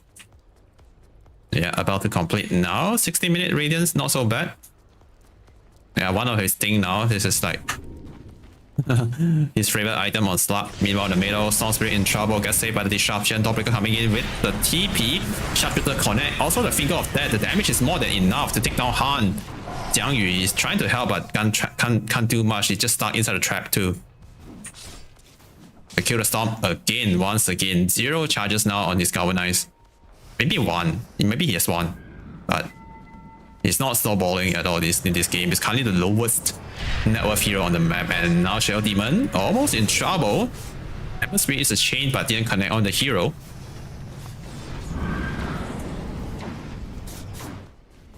And meanwhile, Cass is about to complete his BKB soon. His super farm. Yeah, his super farm. And right here, you guys see a big fight. Lion getting chased, getting caught. The slow and the blast take him down. Moving with the sharpshooter, long range sharpshooter, trying to buy some space for Ember Speed to jump away. 2-6 is here to join the party. They still have the Shadow Dance on ZQHY, so they're not killing the slug. Only losing a Lion in that engagement is not so bad. I think they will take it. Power Rune spawn in 10 seconds. Wing is staying behind of the Ember. Even 2-6 is here. He wanted to take a fight with a fresh BKB. And the rune spawn top is gonna be the Arcane.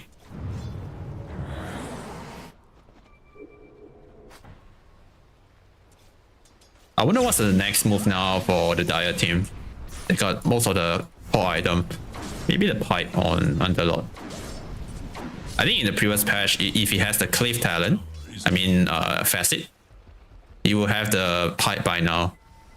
Yeah. Okay, it looks like he has the... Okay, go for this mana draft item.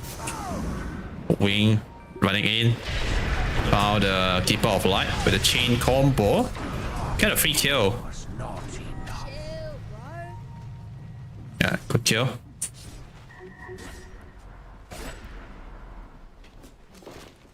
Cass also getting out of control. Meanwhile, Slug and Storm, they are playing bottom. Oh, unzip in. Almost caught the Lion. If he zip in like 2 seconds earlier. Underlord TP bottom to defend. ANP. Oh, he lost his courier somewhere to the Storm Spirit. Maybe it's in the secret shop. And there's a Ring of Terras inside. Radiant should look to Yeah, so which means there's no pipe for a minute and 30 seconds. Yeah, that's a pretty good career kill. Delay the pipe timing. And because of that, if they go on him here, he might be dead. But just spamming spell out of vision. I mean, I just spam spell from a range. And now, here we go. Chain disable, and the help is coming. A 3-man bush drag, but is that enough? KMP is still alive, but not for long. Xiangyu finish him off.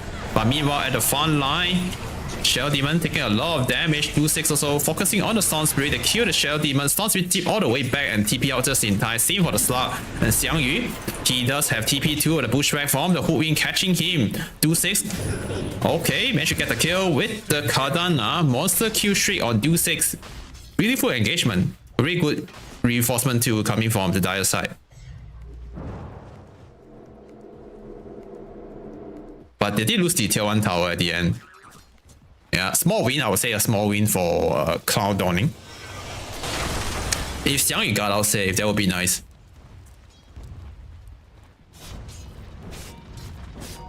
Bloodstone on Amber. Dire's top tower is under attack.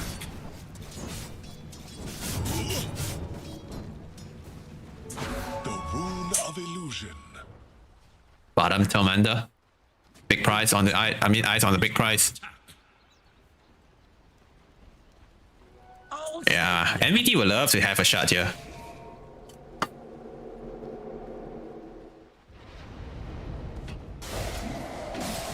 Let's see who's the lucky one. 9. Ooh, run. Oh no. Wing die. And he didn't get the shot. Unfortunate. Yeah. But shot on Lion is pretty good too, right? Extra 2 additional mana drain. Give him the spell immunity. It's not bad. Both support shot that are really good. Lion or Hook Wing, they are good. 2-man smoke. 9 and do 6. They are heading toward middle. Maybe the Radiant Triangle. There's a Dawnbreaker right there. Lion has the blink. They're waiting for the Ember to close the gap. Or maybe waiting for the Dawnbreaker to use more of his spell. And BKB pop instantly on Dawnbreaker. I'll call that a small win. But Storm Spirit tips to the backline. He found himself the free kill Lion.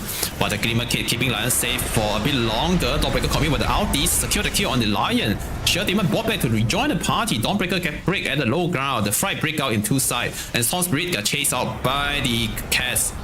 Meanwhile, Orochi, nice use of the random to dodge the pulse. And Underlord, Pit in 1 second, but it's pretty low on mana. I might need some help. And now Case Pop is BKB, finish the kill. He's going in, trying to get more jump in, slowing down the Keeper of the Light, but he's a bit too deep. Need to be careful. Yeah, ZQ Hashwine, he has the Scepter with double pulse. He can punish the hero who is diving a tier 2 tower with the leash. Okay, not so bad, right? A 1-for-1. They kill the Shell Demon twice. So actually, it's a 1-for-2. A dieback on the Shadow Demon. Roshan is on the menu. Oh, 2-6, need to be careful though. Storm Spirit is coming from the other side and Slug is coming from the front. Yeah, he also has no BKB, so you need to hide. DQ HY. Ooh. I think he saw it. Yeah, nice saw him with the ups. That's why he blinked out.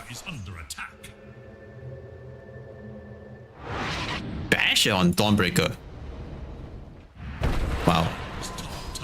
Basher. He's currently the top net worth hero on their team.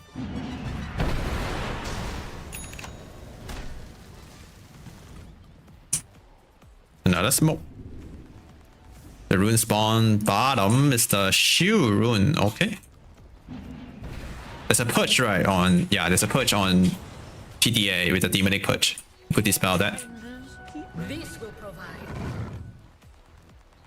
I just realized Cloud Dawning, they didn't take down the top and mid tower. They might need to do that now. They only took down the bottom tier 1. Let's take a look on the minimap. Yeah. So most of the Dire hero, they are playing at the bottom side.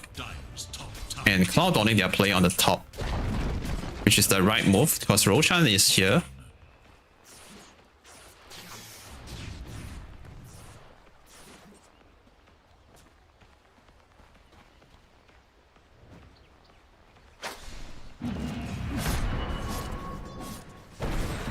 Butterfly will be complete soon, just one component away for Cass. BKB will be finished soon, just one recipe away from of the Ember. 25 minutes, we are in the mid game. Oh, look at the win probability, perfectly balanced. Oh no, it was 50-50 with 2000 gold advantage on the Dire side. With the Aura Pike on KNP, I do feel like the Dire team, they have stronger fighting potential. But the Slug and Dawnbreaker, they're slowly catching up in terms of net worth. And the lot also like slowly like fall. Like his net worth is without the Cleave, I feel like the hero farm so slow now. Yeah, keeping back the Cleave, man.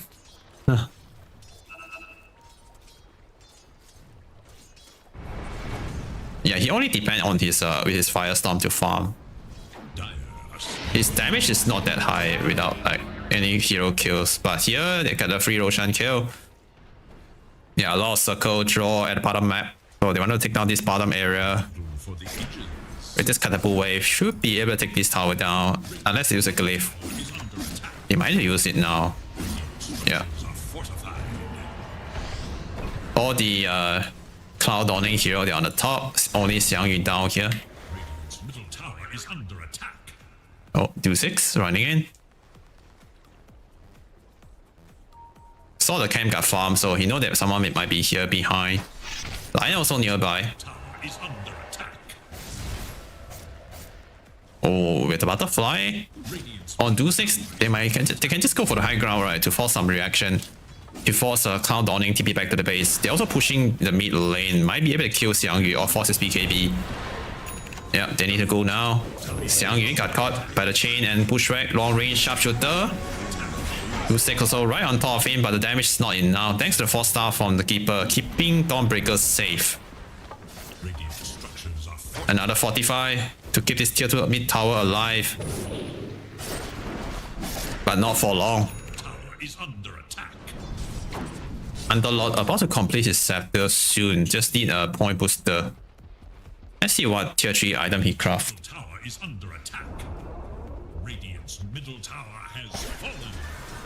Oh, CQSY running in by himself. Slug is right on top of the cast. Storm Spirit follow up with the damage and control. And do 6 not able to his ulti out in time, but he still has his BKB ready on cast. Orochi running in, trying to create some space for Cass to escape. So they only kill the Aegis, not a big deal.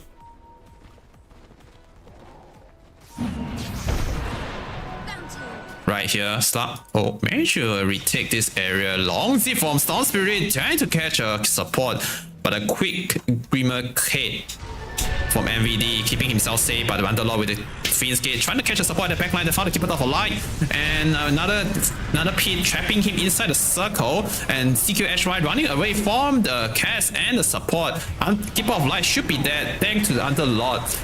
Defensive Solar Guardian trying to survive any Lucky Bash, no Lucky Bash. But the rest of the Radiant hero managed to get out safe, only losing 2 support in this engagement. Star and Storm is safe. They got out safe with their spell. They have jump, they have zip, but not for the support. So no support for 20-second window. Might be able to hit high ground here. They have blink dagger on do 6.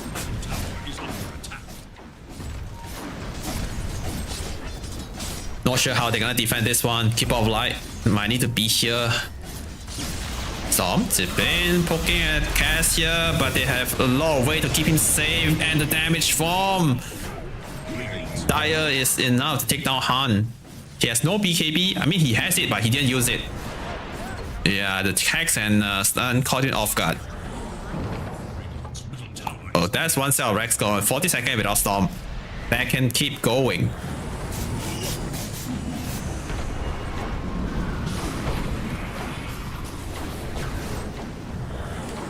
Mid tower. Putting pressure. No buyback from Storm Spirit yet. They still have the pipe in 20 seconds.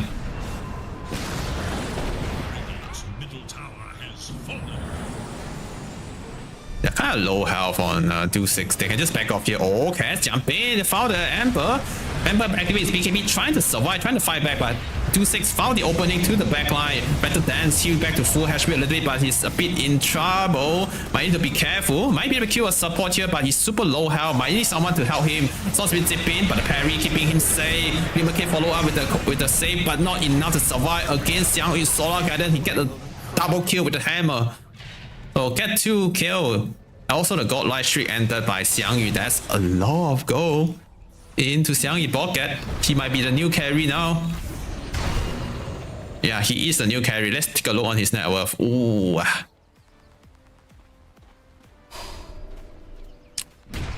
$2.4k gold gain in their engagement.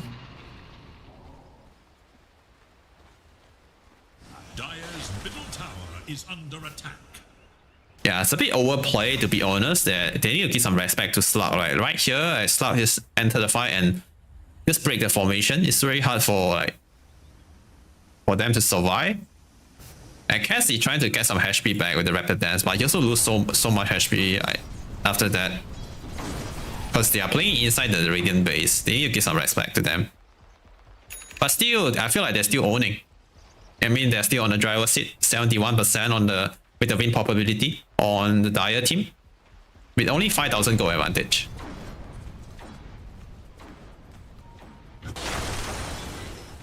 Oh wow, Slug is level 20, has a nullifier, so that's gonna help him to delete the support.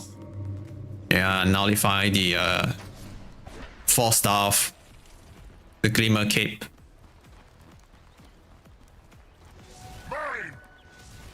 He also dismember his Radiance for the nullifier, and going for the butterfly next.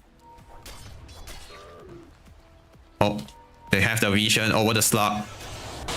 Lion need to start the fight with the blink stun. I see him now with the ops. Start with the Hex into a stun. Probably trying to save his friend with the Solar Guardian, but it's not enough. Xiang Yu activates BKB, trying to run, trying to survive the gate at the back, catching the Keeper of the Light. And it's gonna root him twice. It's gonna secure the kill. 2 men down already on the Radiant team. Shell Demon might be the next one. Atos. Root him, but the disruption. Buy himself some time, but Dawnbreaker taking so much damage from the cast. And Han just trying to do something as he can to kill a Lion with the BKB, with the Arcane Rune. But only a Lion died on the Dire side so far. But meanwhile over here, PTA, one spell away from dying. Southeast finish him off. 2-6 is right on top of Xiang Yu. Wing follow with the Bushwhack. Perfect catch on the Dawnbreaker. Han zip to the back, kill the cast. That's a big one. And right now, maybe a Dire team need to reset the fight.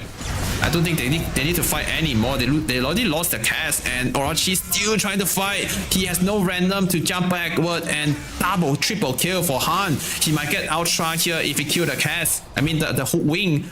He's trying to go for the TP. There's no more disable to stop that, and 1 or 2 seconds away from using his W. But that is still a lot go into the Storm bucket. Look at that, 2.6k gold. That's one big item. I mean one small item. Just one fight, he gained one small item. He's about to complete his Parasma. Is it? Yes, it's about to complete his Parasma. Ooh, which means more damage output for the Storm later. And again, the same story, right? It repeats twice already. The dive, costing them the fight. Like when they're diving in the Radiant base against Storm Spirit, who can just zip in, zip out. Yeah, they need to respect that.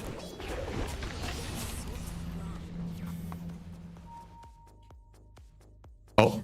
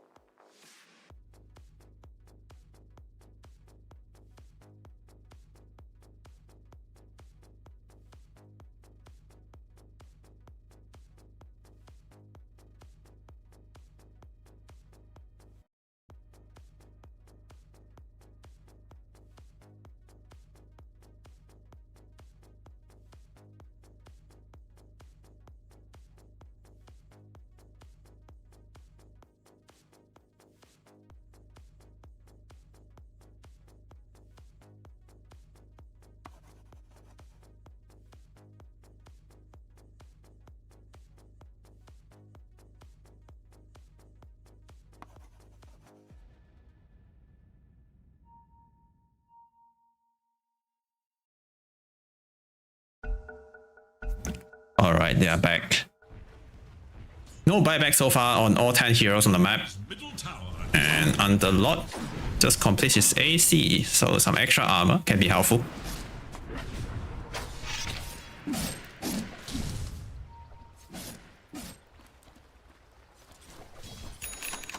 Starks, he bought the blink first instead of complete the butterfly, which is okay, right? Being able to get on top of the support first I'll take that. is the key to win the team fight for Cloud Dawning. We are approaching to the late game. Roshan Tormentor is available. And looks like they might need to kill the Tormentor now before 35. So before Tormentor switch side. Radiance scan, they know that they are hitting Tormentor, but they are not coming. So free shot for NVD. And Roshan switching side too, to the bottom side. So this is looking good for the Dire team. They might need to make a move and control the Roshan area, take a fight before the Roshan. It's a second gen Roshan with the banner. That might help them to push. 3-man smoke here from Cloud Dawning. Wing. Push out the mid wave. A 4-man smoke. Dawnbreaker, good ulti anytime. Big fight is coming, boys. Dire, they're holding the high ground, something deep into the backline. Just want to poke, break the smoke, see how's the situation. Not gonna overcommit, and Satanic complete on Cass.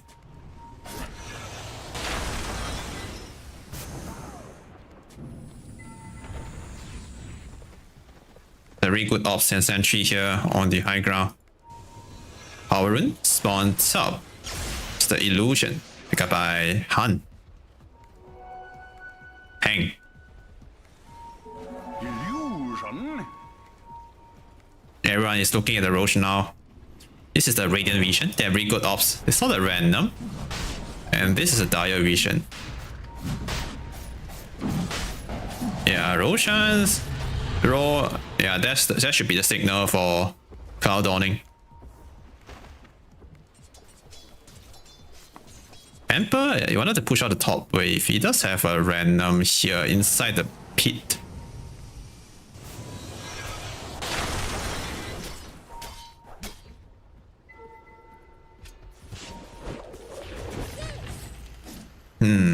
Both teams, they are being careful. But look at the buyback status. That's the key, right? And so far, there's 3 heroes with buybacks on Radiant. Only 1 buyback on Hookwink for the Dire. So Emperor random expired. He couldn't back to the Roche pit now. He has TP in 15 seconds. Oh, the blast. He saw the cast inside the pit. Storm Spirit is gonna make the move. Zip in. Looking at the cast, and Star also found the Lion on the back line, at the back line. He forced out himself to the high ground, but the Roshan is dropping very low. People need to get here right now. KNB just run to the pit, giving vision for his friend.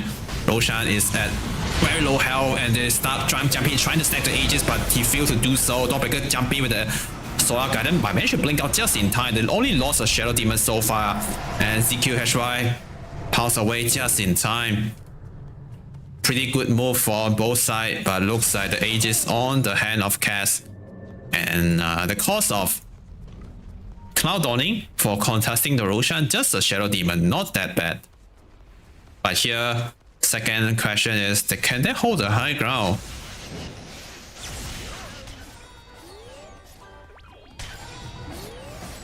Yeah, Cass, oh, jump in, focusing on the Keeper of Life, should be dead, a good kill here. He has buyback ready.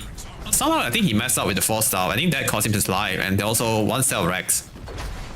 Radiant's middle barracks has One more outer tower here on the top. Xiangyu is watching at the side. Building the Satanic. DQSY at the back line. In a really good position to cut off the support first. Radiant's top tower Yeah, this is his vision. He found the hook wing. That's a good target. Hook wing is not able to survive, but Storm Spirit also in a big trouble. Got solo killed by Do6, and now CQHY running away from the fight with the Shadow Blade. Meanwhile, the front line, Orochi is playing with the Shadow Demon. Nice use of the episode. Buy some time for Shadow Demon. That is still not enough. And the tower is about to get destroyed unless Storm uses buyback right now. Yeah, it's gonna do so. And another dive coming from Do6 is under the tier 4 tower. He has the Aegis this time. Also the BKB ready. Underlord trying to set up the kill and fight, but looks like they are a bit too deep inside the base. Pop the BKB and back and walk backward a little bit. They get the Rex to get what they wanted. And this is about time to reset. Not gonna overplay again. But look at Orochi, he's thinking about to go back in. Lion jump in for now with the control, and Storm Spirit is gonna be the first victim here. Dawnbreaker jump to the backline, he found himself the Lion, and the damage is enough. So 1 for 1, but the dieback on the Storm Spirit. Yep, the fight at the backline. Dawnbreaker with the BKB, TP back to the base. CQHY not able to enter the fight yet. He's still looking around with the Shadow Blade, and meanwhile the front line, Do6 is already destroying them under tier 4 tower again. And he has a Satanic to get some free HP back. Do6 need to be careful. A lot of action shift got stolen. They are killing the support first. Good job. And Keeper of Light is gone for 50 seconds, not using the buyback yet. This game might be over very soon. We might see a double G drop anytime from now. And Xiang Yu, is he gonna survive? The answer is no. Buyback from Hui Mie, but I don't think he's gonna do much. And the double G come out from Xiang Yu. 2-0. Yep, Satan 666 2-0 against Cloud Dawning in this group stage. Best of 3 series. Wow. Yeah, this team, the Thailand squad, the Thailand stack is too strong. And look at the kill score. I mean, the scoreboard. Yeah, Orochi is on fire in the series. And 118 on the KDA. 2-6, 16-3 and 7 on the KDA. Yeah, KP has a really quiet game, but he did pretty okay. Yeah, he's always at the right time, at the right place at the right time. And also, there's one fight with Hook Wing. I think it was top lane, right? With the beautiful bush track for 2-6, he turned the fight with the Raptor Dance and heal back to full and kill both of the heroes. Yeah, that was perfect. That was perfect. I think that might be the highlight. Anyway, congrats to the Dire team again. 2-0 against Cloud Dawning in this group stage best of 3 series. And there'll be one more series later. It's gonna cover by another wholesome caster. His name is Tautrus. Show him some love in the chat. And this is all. This is it for me for today. And I'll see you guys again soon. Yu Heng TV signing out. God bless you, and I love you all. Bye bye.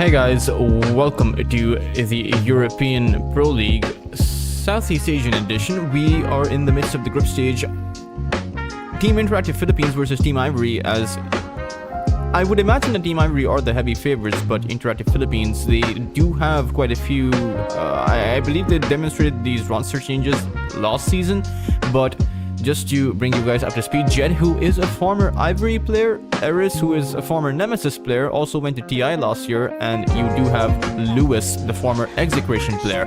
And then V and Barlow have both been here and there, but overall, a pretty stacked roster.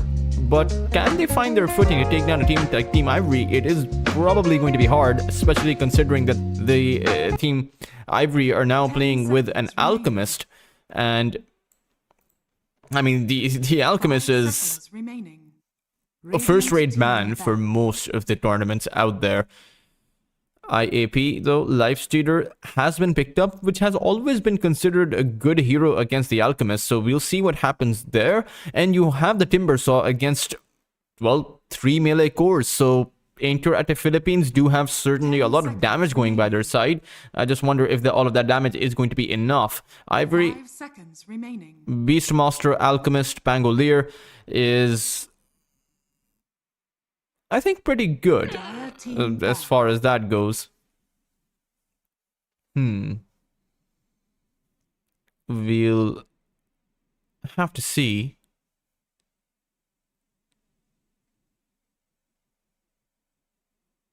Radiant team back. Ivory ban on the puck, which is interesting considering that, okay, no, they have their mid laner already set out. And I wonder who's going to be going on that mid lane. Is it the Beastmaster or that Pangolier? Because IAP can flex their Timber Saw towards the mid lane too, and then the Beastmaster and the Pangolier are not going to be doing too well. 10 seconds remaining. Interactive Philippines, 5 seconds remaining. lost ban up for them.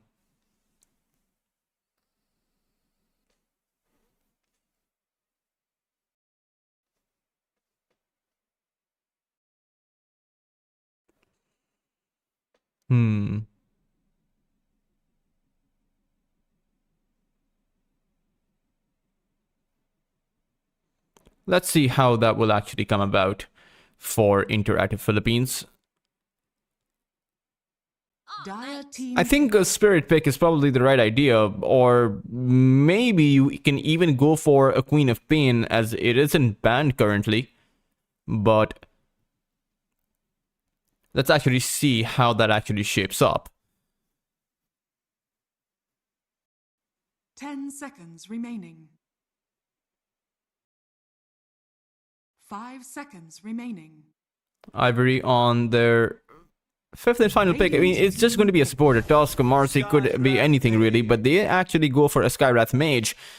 And Interactive Philippines, suddenly now the Queen of Pain and the Storm, or rather the Spirit picks don't look too good, but you kind of have to go for it. You can't be afraid of the Skywrath Mage pick, especially since you do have the Rubik lift up. So as long as you get that 20-mana shard, or maybe in just the Aghanim shard bought out by the Rubik, you can lift someone up away from the Mystic Flare and even away from the Beastmaster's Roar. I think the lift for your allies is going to be a critical component of Interactive Philippines. At the same time, it's going to be hard to be able to survive. This Roar plus Mystic Flare is going to be a disgusting combination. You will have some time until the Alchemist can actually fight back, but at the same time, the same can be said for IAP, because you do have a Lifestealer.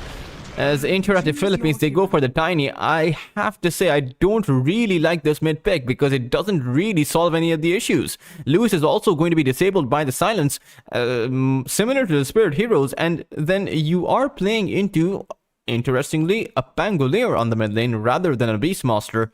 So mid lane is not going to be too bad for the Tiny, but once the Rapidos combo starts to come about, Roar plus Mystic Flare is going to wipe out this Tiny, or maybe even this Lifestealer or the Timber Saw. I think Ivory certainly do pack a punch as far as their combos go, and Interactive Philippines will just have to avoid those if they have, or rather if they want to have any hope of surviving in this first game, or finding the game win really. Even Teehee playing the Venomancer is going to be a bit of a menace against these three strength-based melee cores, just the slows coming out from the Venomancer will mean that Tiny can't really reposition. Timbersaw is going to be slowed down. The only... Now, one of the good things for Interactive Philippines is the fact that Ivory don't actually have too much lockdown. The only real stun they have is the... Well, they have two stuns. One is the Chemical Concoction from the Alchemist, and the other is the Beastmaster's Roar. But the Roar is an ultimate and has a decently high cooldown, more than a minute. And the Alchemist Chemical Concoction, well, that is not exactly the most reliable of initiations, because you do need the build-up time. And the max stun depends on that build-up time, so... If you want to have a meaningful lockdown, you're going to have to start things off with the Roar. Overall, though, I would imagine that Ivory do have the stronger draft, simply because of the fact that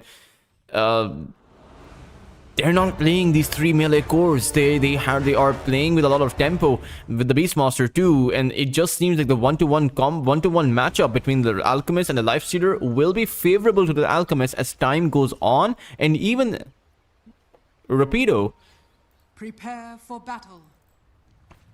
is probably going to have a good time.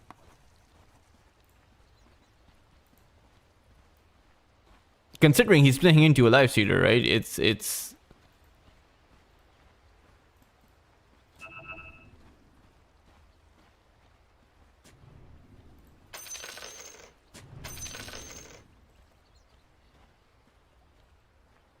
Like a Beastmaster into a Lifestealer is a kind of a no contest scenario. You have too many boars, too many hawks, and that means that the only thing Lifestealer can actually do is hope to survive. And interestingly, they're playing a Grimstroke in 7.41. I mean, it doesn't really change anything on the Grimstroke. You do have the Ink Trail damage reduction being applied. It is okay, it's just not... It definitely isn't great. Hey, everybody.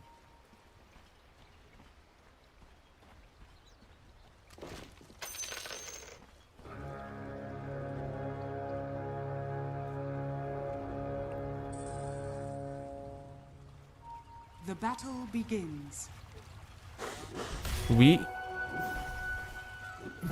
is probably okay here. I mean, Teehee is going to right click him down a little bit, but it won't really do anything.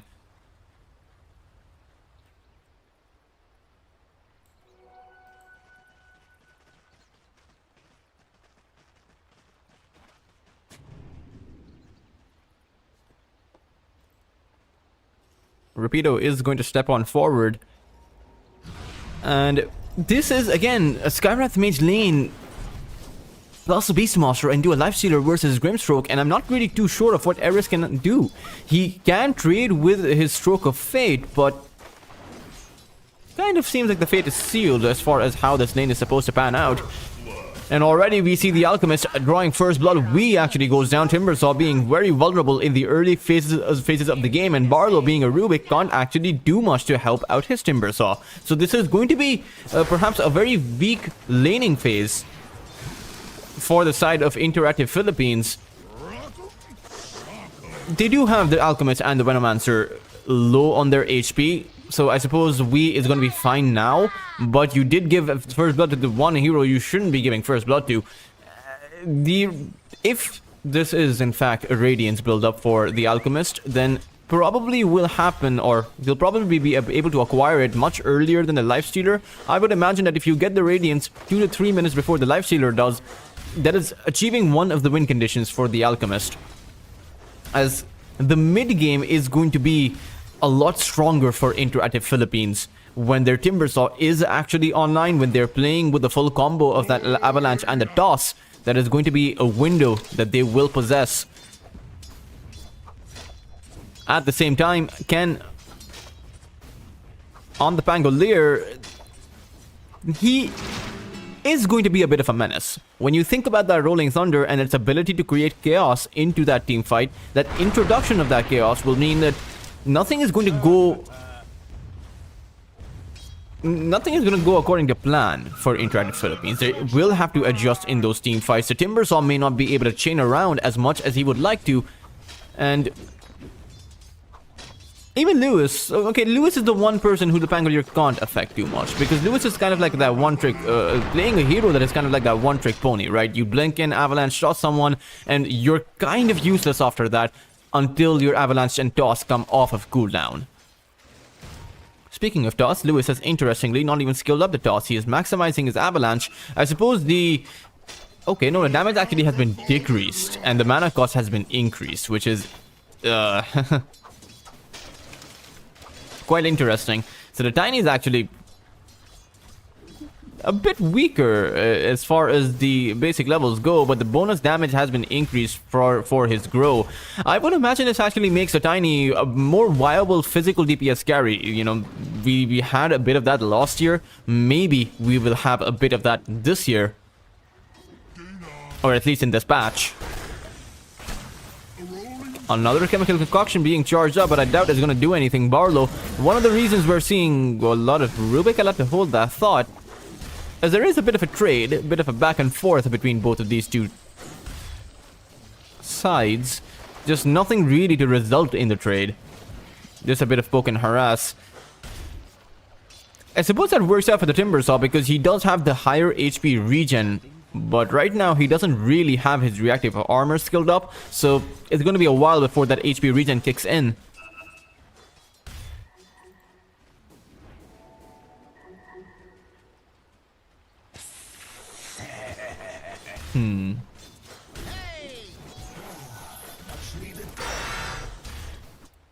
Drick with the bounty rune.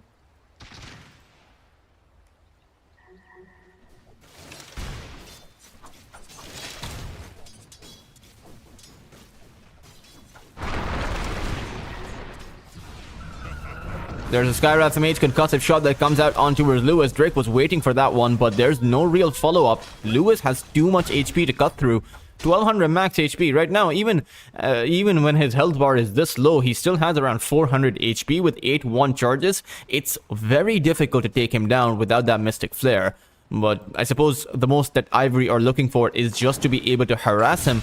As Rapido, he falls towards that bot lane. Jed takes him out, acquiring that 10 additional max HP for himself. Eris is in a bit of a trouble though.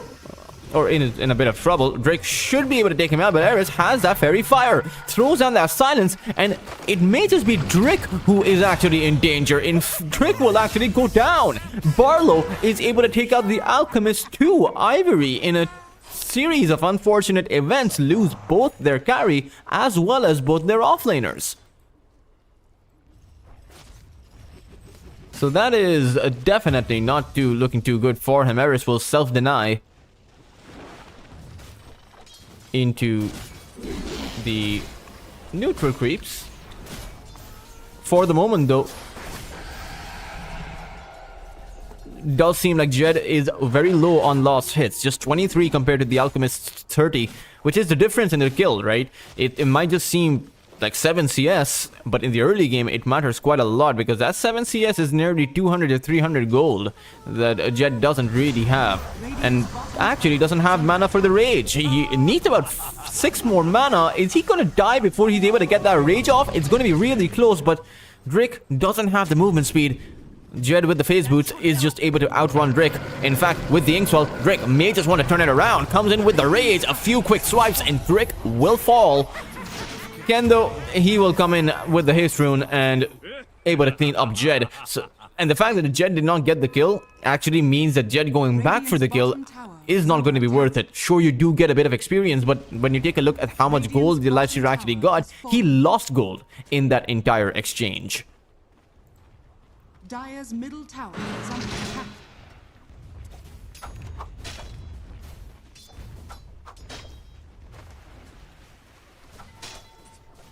We'll have to see how that actually pans out as the rest of the game plays out.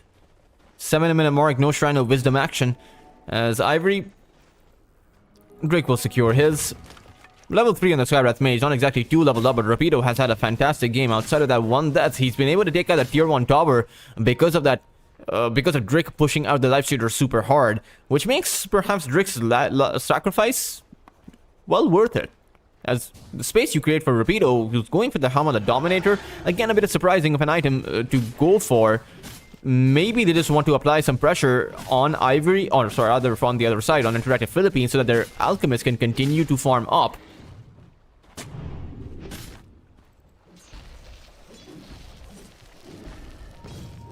Timbersaw 46, yes, we certainly has quite a lot in that regard. I do believe he was missing a few in the early phases of the game, but he has recovered to the point where the alchemist can't actually lane against the Timbersaw, at least until you have your, for as long as you have your Chemical Rage on cooldown. You can lane very well with the Chemical Rage up and out of the lifesteal that it does provide you. With the corrosive weaponry, when it starts to be a factor, I mean 4% per hit, that is going to be pretty good. Grievous Greed, actually, the Goalless Gold has been decreased. Radiant are scanning. So the Alchemist isn't really... I'm surprised that the Alchemist has made a resurgence back as an S tier carry. As far as the bans are concerned, not too many teams are actually letting it through into the draft itself. This is actually my first game casting the Alchemist in 7.41a, or just in 7.41 in general. Sentient rock. Okay. Alchemist. Now in trouble, Lewis comes on over. One simple toss is all it will really take. An amplified damage rune on that Tiny, which means that this avalanche toss combo deals more than 1,000 damage. Dire's top Even if the tower toss under is attack. only level 1 at this stage, Teehee forced to Scanning. get back. As Eris and Lewis are still on the chase here, looking for the Venomancer, may just be able to find him. The Plague Ward gets planted down so they have some idea of where Teehee is. Perhaps he is just baiting them in and will eventually teleport away. Is there going to be an avalanche? Lewis does throw it out, but it is too late. Taking a look at the net worth, it is of course the Alchemist at the very top, despite of going down twice. That is no surprise there. He got the first blood, so one of his deaths is pretty much okay to have if you get the first blood.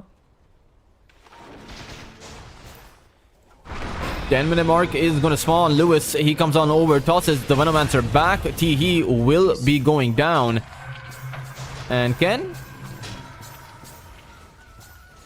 Radiant's middle tower is under attack.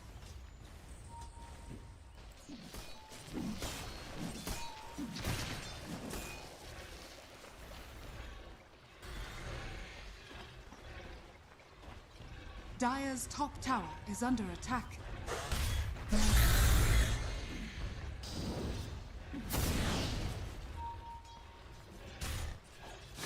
We will get back as well. They are trying to target this Alchemist. It's just really hard. As V comes on over, Chemical Rage has worn off, so Interactive Philippines find the perfect timing to make a play, but this Alchemist, he runs pretty darn fast with those phase boots. Actually turns it around, and there does seem to be quite a bit of action brewing up.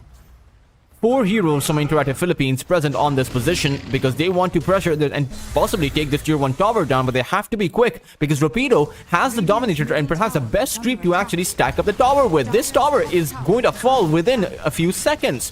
Glyph does come out, but it comes out from both sides, which means that top lane tower from Ivory, it's still standing. And maybe there might even just be a few teleports coming in. There are, but not over on that top lane. It's over on that mid side. Rapido in trouble. He throws out that Roar Lifestealer, though. He's here to make sure that Barlow won't go down.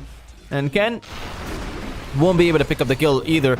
Lewis has a toss. Will be able to disrupt the Rolling Thunder, at least for a moment. Still though, Ken's Rolling Thunder was forced out. Over on that top side, it is going to be the Alchemist who falls. He was the one who wanted to get the Timbersaw down. He saw a window of opportunity, but the window was closed shut by Wee, who acquires a double kill.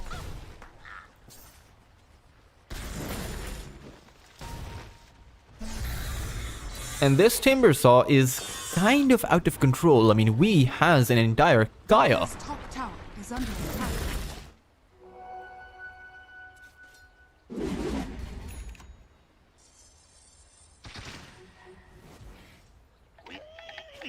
A touch of venom. Dire's top tower is under attack.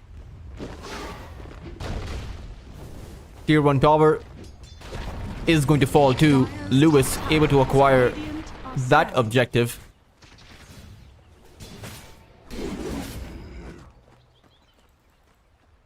As Drake.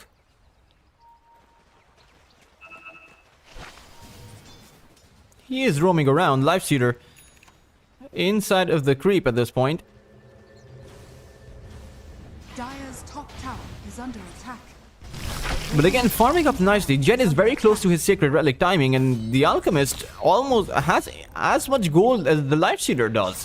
Which means, sure, I mean, the Alchemist is 600, 700 gold ahead, but that's simply because of that Soul Ring. And the Life Stealer, if you're able to hit that Radiance timing at the same time as an Alchemist, I don't think the Alchemist is ahead in that regard. Now, sure, the Alchemist flash farms much faster with the Radiance compared to Jed, simply because of that Greeble's Greed. The Radiance burn will kill the creeps, you get a lot more gold added in, so the next item for the Alchemist is going to be faster compared to the Life Stealer. It's probably going to be that Blink Dagger, but this isn't where you want to be if you're Team Ivory. For Team Interactive Philippines, they know who the big target is. It is that Alchemist that they constantly want to look for.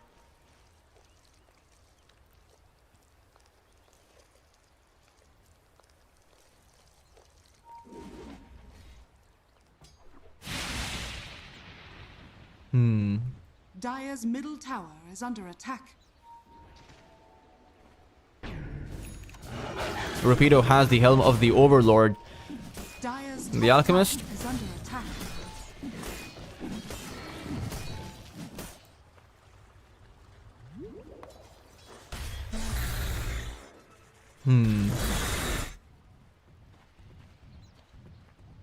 Dire's top tower is under attack.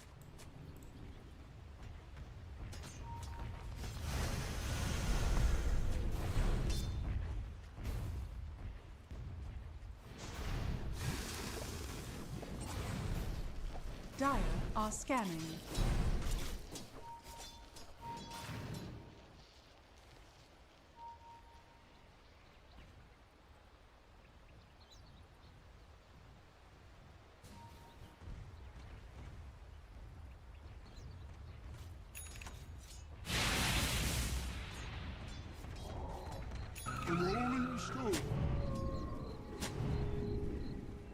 Dire's middle tower is under attack.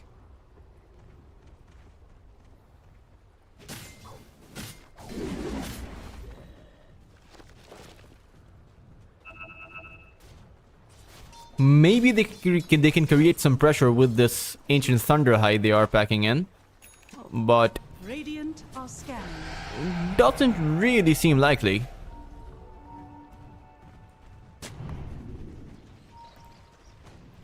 Rapido finally gets his boots. There is a big concentration building up for Interactive Philippines over on this position, so if they want to make a play, Dire's middle tower it under is going to be a bit hard. Venomancer towards that top side.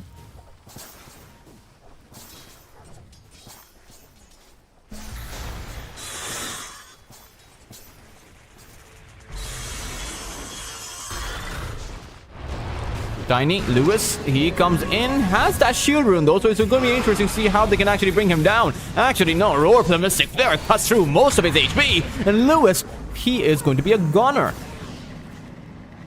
Barlow, forced to disengage from that position. Turns out that, I mean, Mystic Flare plus Roar, I was talking about that combo all throughout that draft, and does seem to be a bit too much. They're now inside of that Roche pit. Life Stealer wants that point of entry, but doesn't actually have his Tiny beside him. He's gonna attempt to walk in. Roshan is very healthy, and Jed will have to get back. He's used his rage now. It's gonna be on cooldown for 10 seconds, but Barlow comes in with a stolen roar. He will be the one to go down. Lewis is coming back into the fight, so Ivory don't actually have too much time on their hands. And by the time that Lewis shows up, in fact, Lewis took a detour towards that mid lane. He'll attempt to secure Roshan, in fact. They're pinging out the mid lane tower though, but the Pangolier is back in. Ken now is backing in a Diffusal Blade, so things have gotten harder. He doesn't have the Rolling Thunder though. And the Rubik, well, both the roars are on cooldown. Rapido's is going to come off of cooldown in about 15 seconds. This is going to be a very big objective, but Drake has already fallen. There is a Radiance up for the Alchemist where there isn't one for the Lifestealer. He is just barely about 100 gold away. But the Venomancer TE is towards that top side. Barlow is dead, which means that Ivory can only accumulate around 3 players over on this Roche pit. It might just end up being a free Roche for Interactive Philippines. Oh, they see the Lifestealer. They're going to go in on him. He was able to activate his Rage in time, but he has no creep to infest into. In fact, he didn't even have the infest, so a massive kill going the way of Rapido. And towards that mid lane, the Alchemist is coming in. The concoction is going to result in a self-stun as we walk on forward. Does get silenced, but in the end, Ivory will lose their carry. Both teams being able to acquire the respective carries, but right now, without the Lifestealer, how do you walk inside of the pit? There is that Noxious Plague available from the Venomancer. Mystic Flare actually gets thrown out on the Roche pit, and Ivory will be able to collect it before we is able to make a move. But Lewis, he will still blink on forward. Noxious Plague has been sent out. The Wild Axes, they're doing way too much. Barlow rolls on forward with a stolen Rolling Thunder, and we on that front line silenced down, but will be able to fight back. It is the Lifestealer Jet back in the fight. As Rapido falls, so does the Pangolier, but he has the luxury of that second life. However, can he make it far enough? Open wounds are on cooldown. Wee is slowing him down. In fact, also silenced. Ken has the swashbuckle, should be able to make it out to safety. But Interactive Philippines, they chased long and hard, and even though they did find the kills there, they weren't able to take Roshan. I believe that it might just be an even team fight, but Interactive Philippines are getting the better exchanges. They have 13 kills compared to the 5 of Ivory, and the Alchemist really has not been able to do too much. This is going to be an Aghanim Scepter infused probably into Rapido. I think, in honesty, it's a pretty good Aghanim Scepter game overall for whichever hero you take a look at. Oh no, Jed. Seems like Ivory recognized their former carry and the kind of playstyle that he brings to the table.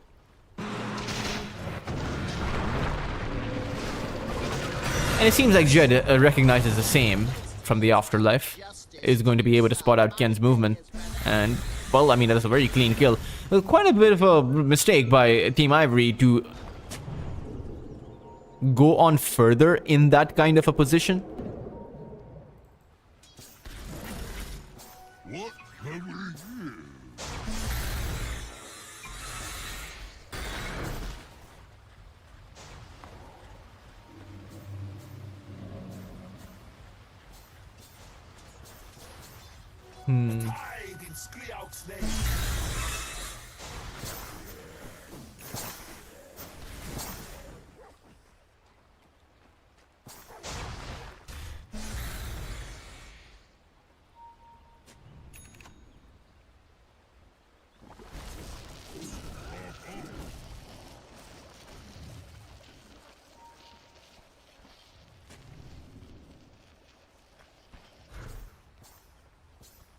He inching for that Spirit Vessel.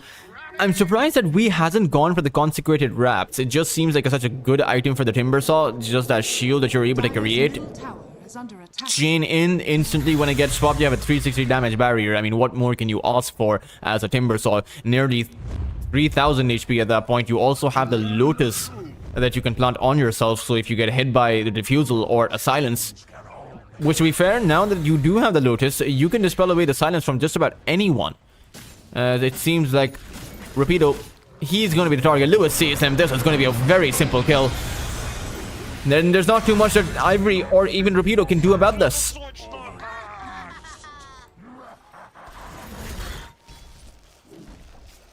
Alchemist has already given the Scepter. Who has he given it to? It does seem like it is the Pangolier. Interestingly, propels him to the top of the network chart.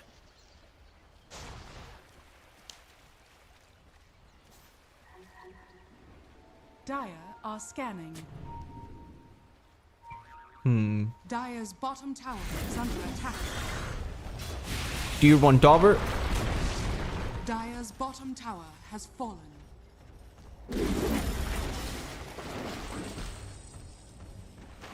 Radiant's top tower is under attack. Right now, they are making a move towards that Tormentor. Should be able to take it out.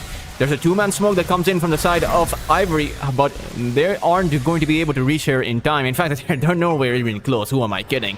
They're all the way over on that top lane, but as I say that, they're not even pressurizing this tier 1 tower.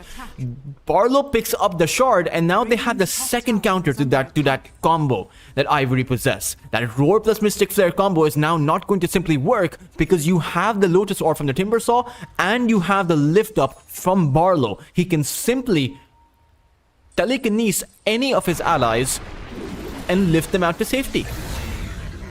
Ivory, dare I say it, are in that window that I was talking about where Interactive Philippines are going to be a lot stronger. Lewis coming in with the full Avalanche and Toss combo with level 2 Grow now being applied.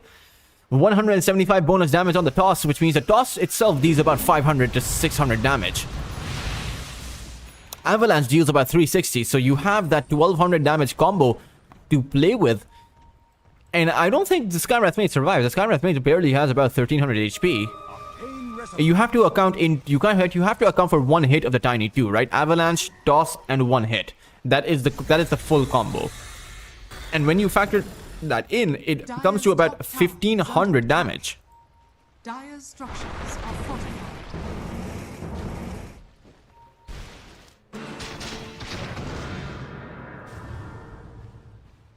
Radiant are scanning. Rock on.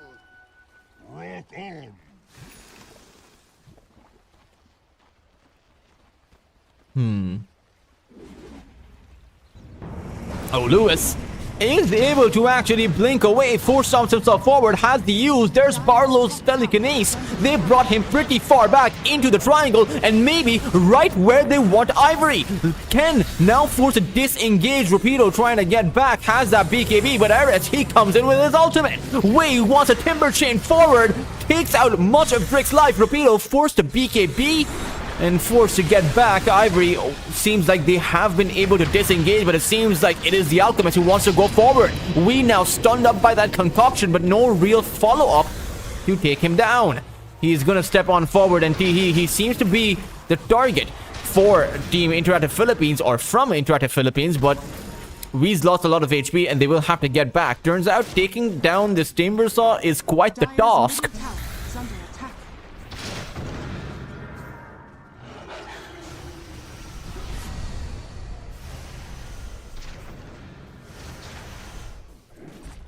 As the Alchemist is going for yet another scepter. Probably now for the Drums of Slum for Rapido, as he does have the BKB.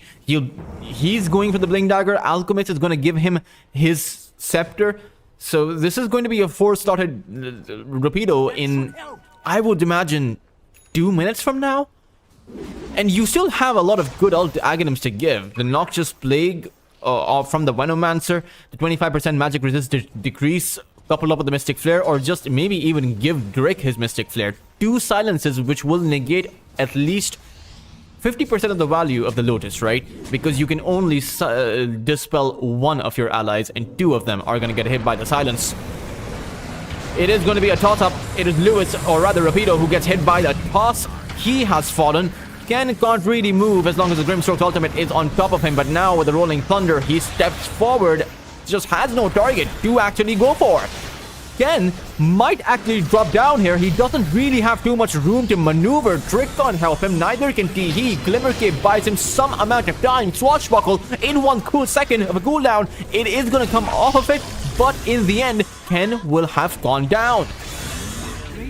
So will Teehee, and now Interactive Philippines are on a 5 to 4,000 net worth advantage over Team Ivory. They have demonstrated that the Alchemist in the early phases of the game, very weak when he's playing this Scepter game. Radiant's top tower is under attack. Drake will even fall. Radiant's top tower has fallen. Dire's middle tower is under attack.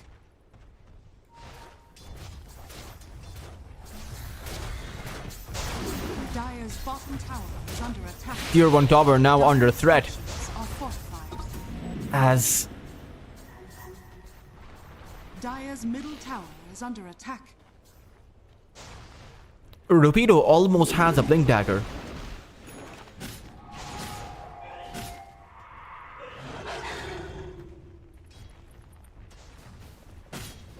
but is it going to be enough? Are they going to be able to turn things around? Those are the big questions in my mind. And it really doesn't seem like Interactive Philippines are going to let up any of the pressure. They only have 2 tier 2 towers to go through before they head towards that high ground. Lewis is going for that Octarine core, and again, just that recovery for his combo, right, in between of the fights. Once you have that Octarine core, you can spam out your Avalanche toss maybe 2 or even 3 times in a single team fight. Especially considering the Rolling Thunder is a 12-second duration, which means that it's a guaranteed two uses of the Avalanche toss with a full duration use of Ken's Rolling Thunder, right? So you will have to constantly look for these the duration and the ability to spam out your spells in a team fight also depends on how long the other team can keep a team fight going.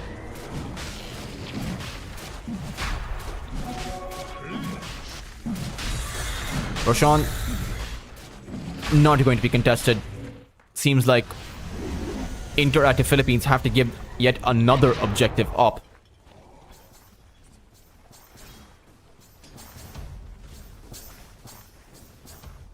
Dire's bottom tower is under Roshan. Jed able to pick up the Aegis.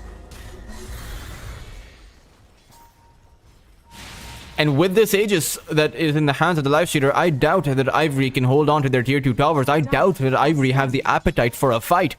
Maybe the appetite for a bruising if Ken will go forward with the Rolling Thunder that he seems to be wanting to be priming up. Oh, they actually make a play. It's on that Tiny, but again, there's the lift up. Lewis has the Yule Scepter. The Roar has already worn off, and Ivory have used up everything in their arsenal. They just have to get back. The Beast Monster will be allowed to do that. Meanwhile, Ken snipes at Eris.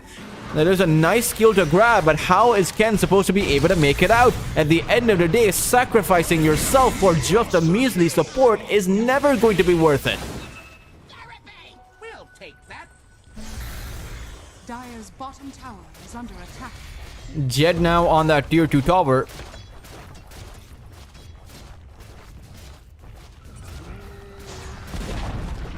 Dire's bottom tower has fallen.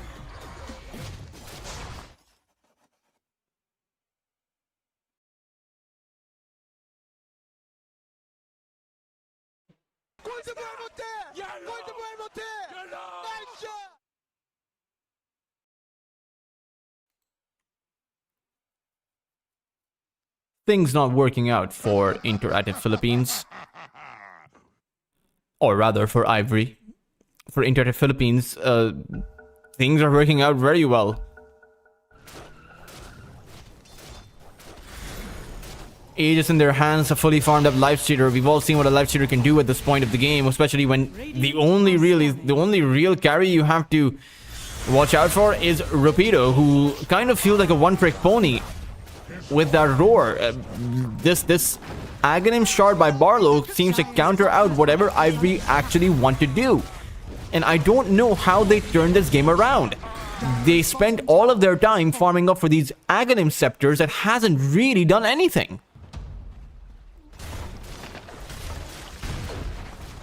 Dire's bottom barracks has fallen. Dire's bottom barracks are under attack. Dire's bottom barracks. I would like to see how much player damage or hero damage we has actually done this game, because it just seems like Dire's structures are fallen. there are 2 heroes that Ivory can't take down. Maybe even 3. They tried to go on that Tiny. We all saw that in that triangle. Didn't happen. Now there's a Basher on Jed. And Rapido, who's really the only one who's packing in a BKB, even he can get locked down. They're looking for a sniper round, but they see Rapido. Thanks to that Observer Ward, Rapido activates his BKB. He uses his Roar on the Rubik. Can he take Barlow down? He certainly wants to go for it. But Barlow, he just force-tossed himself towards that high ground. It's Wee towards that side, as well as Ken, who's used up his Rolling Thunder, has nowhere to really go for Ivory. Things are looking desperate right now, but it just seems like there's nothing they're going to be able to do out of that desperation. GG will be called by Ivory 31 minutes in. They only got 8 kills. They got nothing out of this game. Nothing out of the niche strategy that they were attempting, even though they got the one hero in the game that everyone wants. They got the Alchemist, but were just unable to make it work. Interactive Philippines take game number 1, and we have yet to see who's going to be the series winners, as Interactive Philippines might have had a good first game, but taking down Ivory in a clean sweep, that is something of a dream for most tier 2 Southeast Asian teams. Can they actually pull it off? We'll be off to a short break before we resume with EPL Southeast Asia, so make sure to stay tuned in.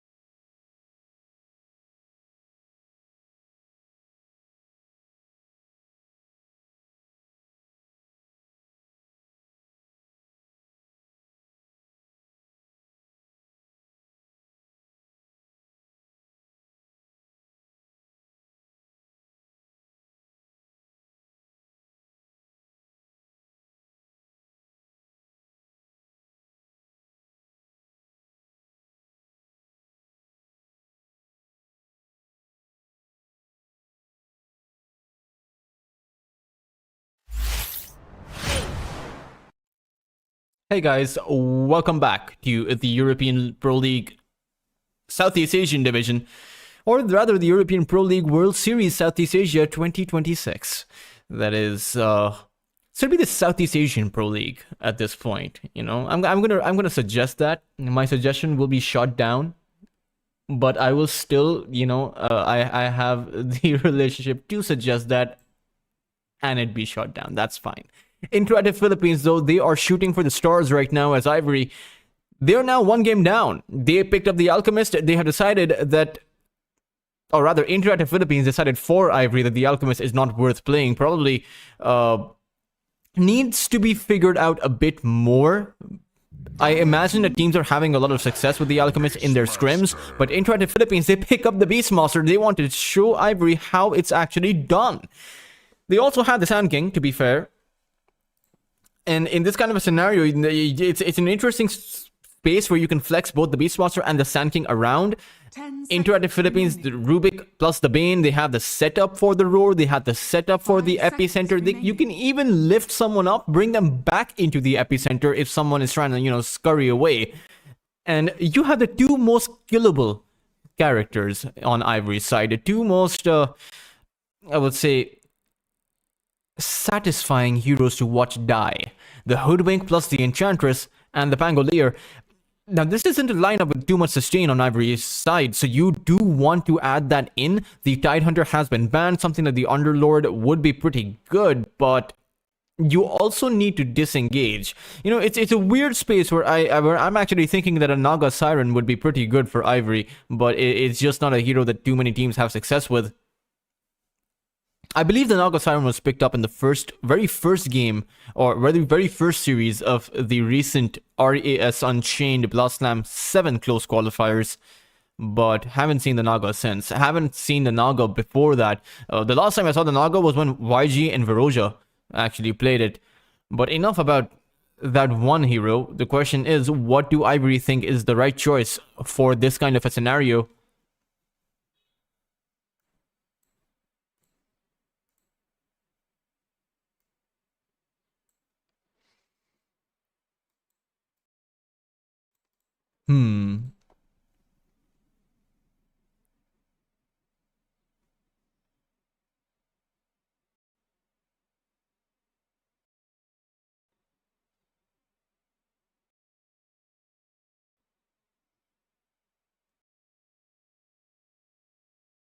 Dire team ban.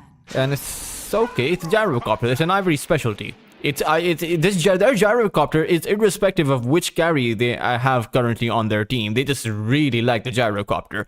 And to be fair, it's a good hero. Flak cannons to break apart the Beastmaster's boars and the Hawks. Rubik is one of those heroes that doesn't have a lot of armor, so the flak cannons dishes out quite a bit of damage towards him too.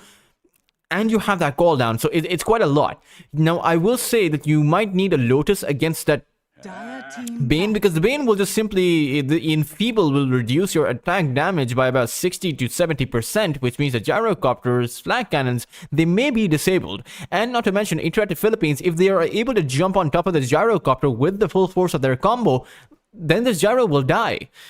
The Pangolier's Rolling Thunder, even if you crash into the Sand King and push him back a little bit, you're still going to be in the AoE of the epicenter. You're still going to be in the midst of all of that damage and may not be able to make it out. So what kind of a buffer can Ivory provide themselves? Interactive Philippines seem to think that this lost pick is going to be a mid laner for, if I were in Ivory's shoes, which I'm not, their shoes are too big. But if I was, I would play this Pangolier towards that mid lane, and I would pick up a Centaur for that workhorse later on in the game once that combo gets sent out, because I think you need a buffer. I do not think that you survive without one.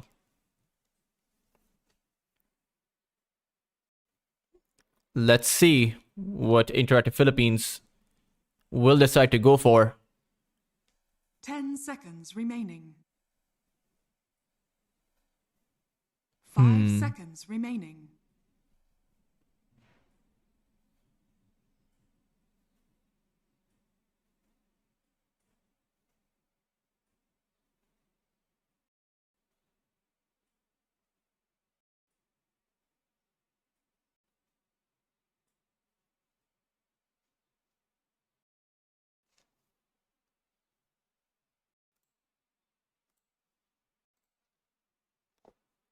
They are still thinking about this.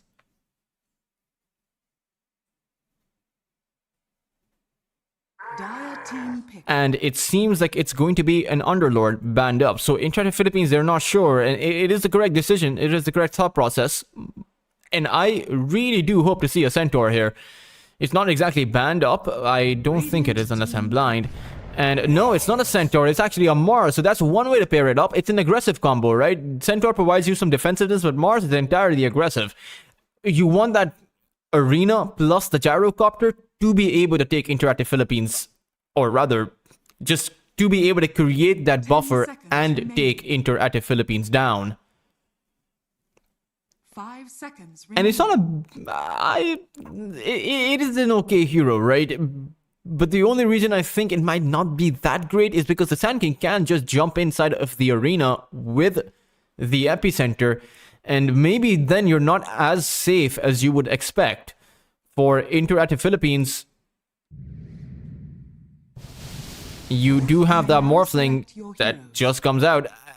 I don't like the Morphling pick. I know that this is something that Jed likes to play, but it's also something that doesn't really do too well as a carry, right? You are confined to just farming up in early to mid game. You can't really participate in any of the fights, unlike the Gyrocopter, who can come in with the barrage and the call down. The Morphling doesn't have that kind of luxury. It's a 4 protect 1 strategy that essentially comes out from Interactive Philippines, and it's a very greedy 4 protect 1 because you have a Beastmaster, you have a Sand King, both of which require a lot of farm. For Ivory, you have the Mars as well as the Gyrocopter, both of which are going to be playing very early on, or at least much earlier than IAP will. Even Ken will play a lot earlier, and Ken has his Pangolier. We have seen this time and time again. If he's given the space to roll around as much as he would like to, then it can go either way. I'm not going to suggest that Ivory have the, or IAP have the stronger draft. It kind of seems evened out. It just depends on which team is able to acquire the win conditions. If you take this game past that 35-40 minute mark, maybe Ivory Interactive Philippines, they are the stronger team. But in the early to mid game, after the Diffusal Blade is built up, after a potential Mage Slayer is built up for Ken, maybe, or probably, they're going to be stronger. I am wondering what this Enchantress is supposed to accomplish in this game. Maybe it is for a bit of the counter push against that Beastmaster, but it is of course one of the first heroes that got picked up, and it's a staple support pick, but I would imagine it doesn't really offer all that much once the team fights start to break out. But that can be applied, that can be said for most Enchantress games.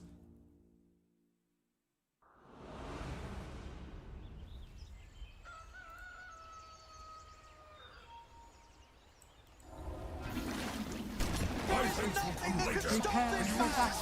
Middle is missing. There is nothing that can stop this man!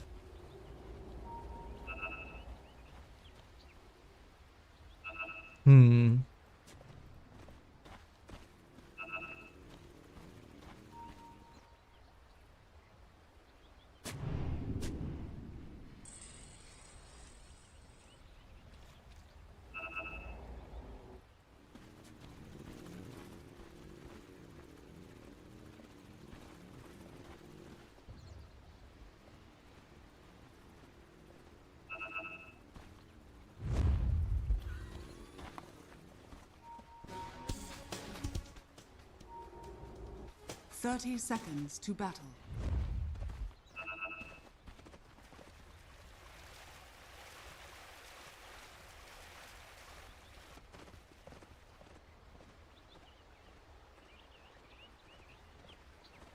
Jed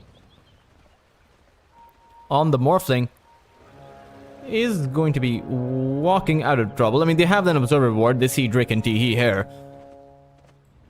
At the same time, is a Gyrocopter who is against 2 of these supports, so I don't think the Gyrocopter is going to be in much trouble. Fade Bolt sent out, Brain Sap as well. They will bring this Gyrocopter to about half of his HP, but a set of Tangos is probably flying out towards him. V is here too. Are they going to take out the range creep early on? They will. So that means they want the lane to crash into the tier 1 tower. maybe to apply additional pressure on the gyrocopter, but we don't normally see this kind of an approach. We don't normally see a team actually willingly take out the range creep to give away lane momentum. But I suppose they were anticipating the first use of the flag cannons, or I don't know. This is a bit strange, a bit strange of a start for the laning phase.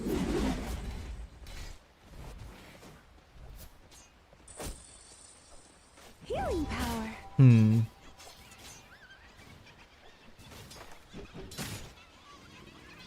Teehee.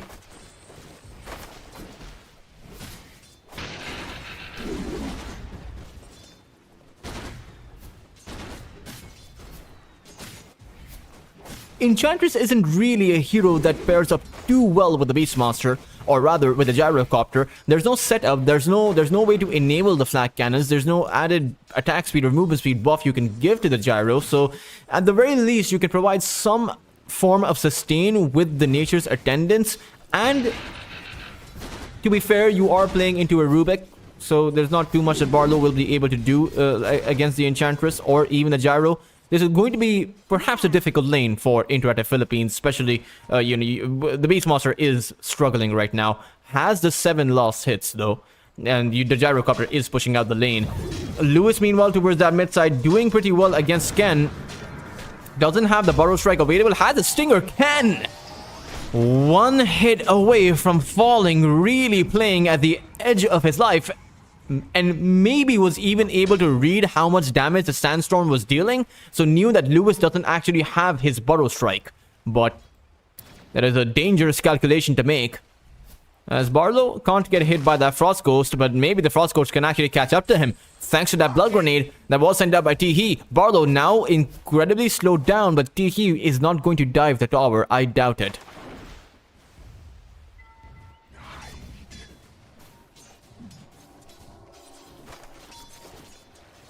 Jed on the Morphling.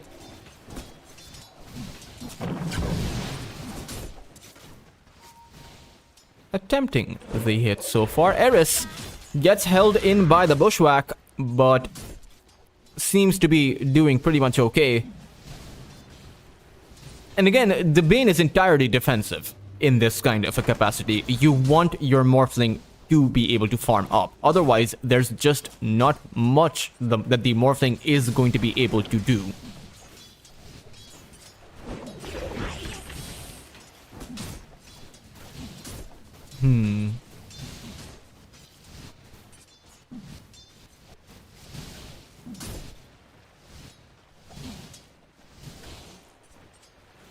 Dire's structures are fortified.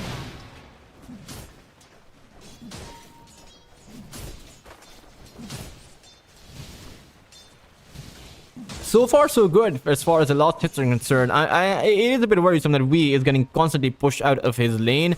He is just, almost got the creep there, but most of them are just being denied away from him, and he isn't really able to do anything against this gyro. A completely different matchup compared to the Alchemist that he was faring against. Eris? Is he going to die here? Blood Grenade also gets sent out. Eris, he uses his Fairy Fire and actually just teleports back to base while the Bushwhack was still on cooldown. Drake will still get something for his troubles by picking up a bounty rune, so around 200 gold each, or rather, sorry, around 200 gold in total. Radiant's courier has been killed.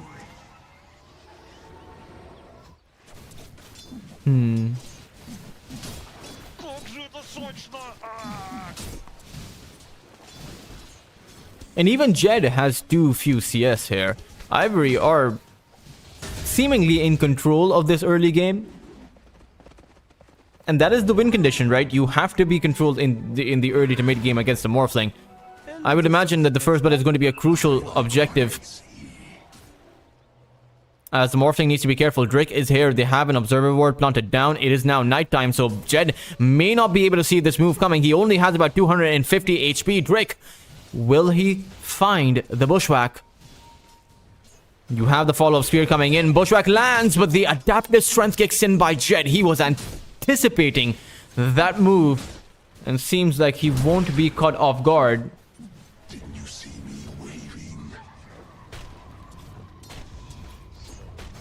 Lewis, though, on the Sand King, has a chainmail flying out towards him. Ooh, Swashbuckle doesn't really catch him.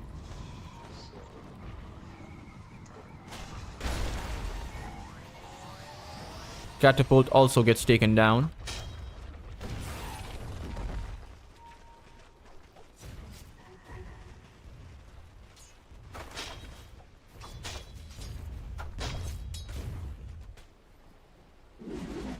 Как же это сочно!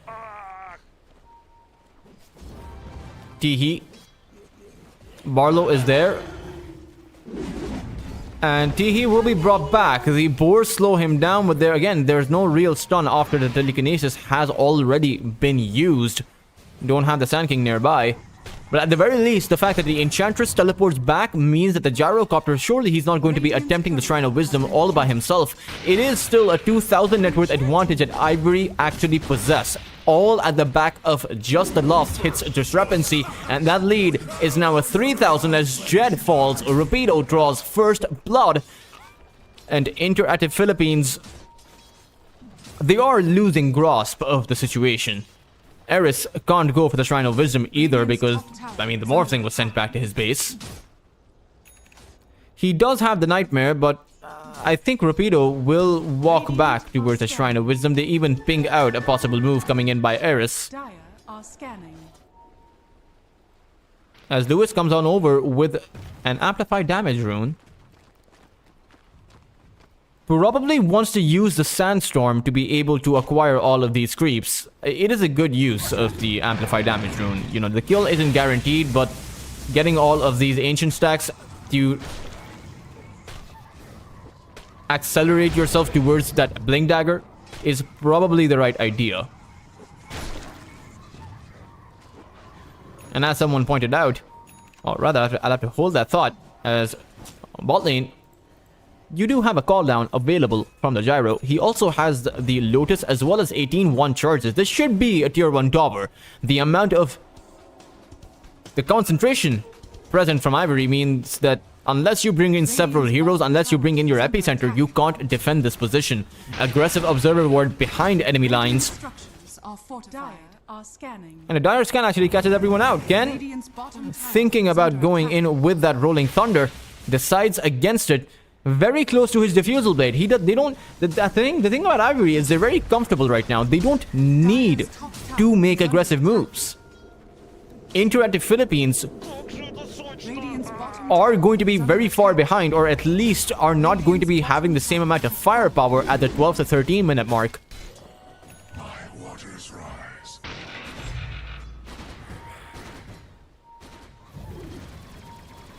Radiant are scanning.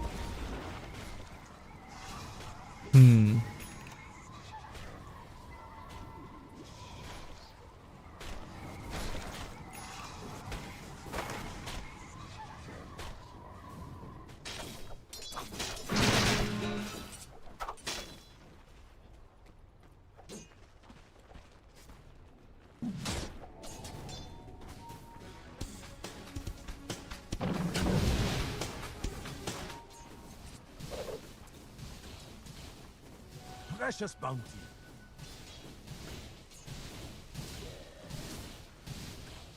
Radiant's top tower is under attack.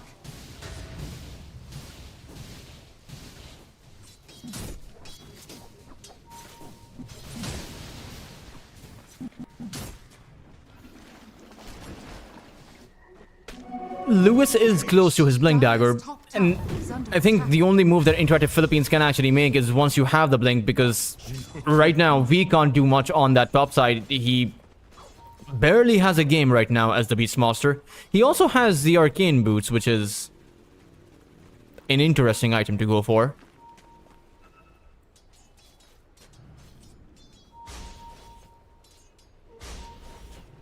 Lewis. Drake is going to be brought back by the Nightmare. There's the epicenter. However, the Spear Act from Rapido actually crashes on towards Eris. And he is going to be the trade. Epicenter used for one singular support is probably not going to be worth it. towards that top side.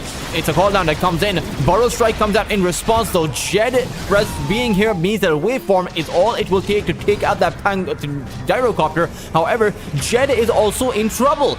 The Rolling Thunder comes out as the Morphling falls. There's a similar thunder coming in from Marlow. He will be able to crash on towards Teehee and at least find a return kill, so a carry for a carry, but an offlaner for a support means that once again, Ivory are the ones with the advantage.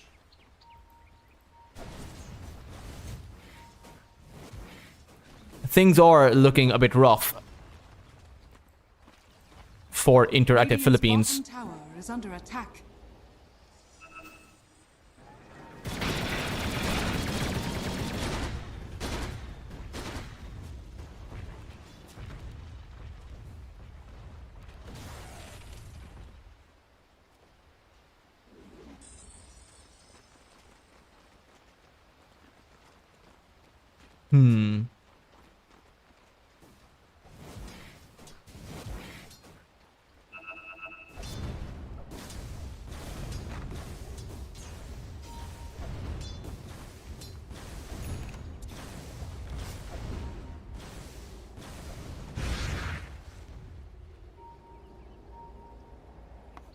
Dire are scanning.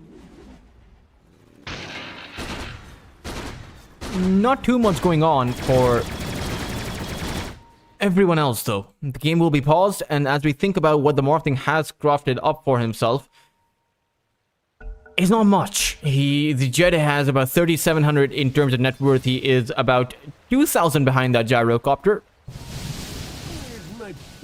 And until he has Vladimir's, he can't actually farm that effectively either. Sure, Mask of Death helps him, but even after he gets his Vladimir's, it's super hard. I mean, you need so much time for your Morphling to be able to get to a point where you can fight.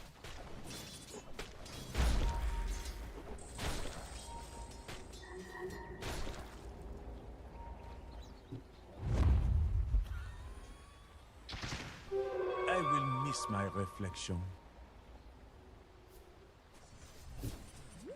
Teehee, he's being eyed upon. He has the untouchable, but inside of the enemy jungle, he is, well, very touchable there. Just a very easy and simple kill.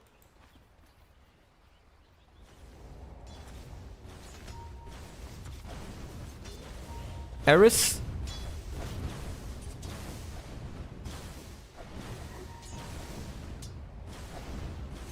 has his Fiend's Grip, but it's towards that bot lane. Epicenter once again having come out. Ken uses his Rolling Thunder. Can he get the kill? Certainly with the Sharpshooter, it seems like it's going to be possible. Lewis has fallen. Rapido still going on strong, able to throw out yet another spear. As Jed, he will have to waveform away, but can he make it out? It doesn't really seem like it. Ivory will be able to crush Interactive Philippines on this bot lane. Ken with a triple kill, and it will be... It is an absolute disaster of a laning phase of an early game. I mean, all three cores from Ivory are at the very top. All three cores of Interactive Philippines struggling. It's not even the fact that they're not at the top. It's the fact that they're so far behind the top that they're at base camp, while Ivory are nearly they see the peak. You know, they're nearly at the summit. It's not quite as dire, but it is, you know, a 5,000 disadvantage at the 14-minute mark. So it is quite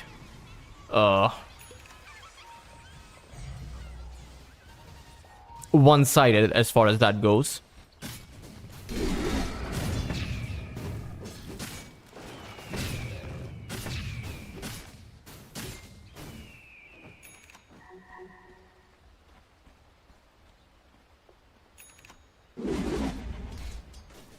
Beastmaster comes on over.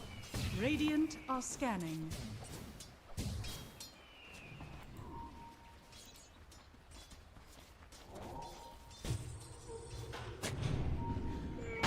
Hoodwink, Sharpshooter towards the low ground, actually dodges everything. he managed to whiff 3 of Interactive Philippines heroes. Barlow is going to be the one caught out. Roshan actually helps out Interactive Philippines. Is that going to be enough? Turns out it is. Barlow steals the arena. That means this Rolling Thunder from Ken can't really do much. A nightmare. Andric. Lewis doesn't have his epicenter, but maybe with enough magical damage, they can get yet another kill. A nice turnaround, especially with that courier being taken out too.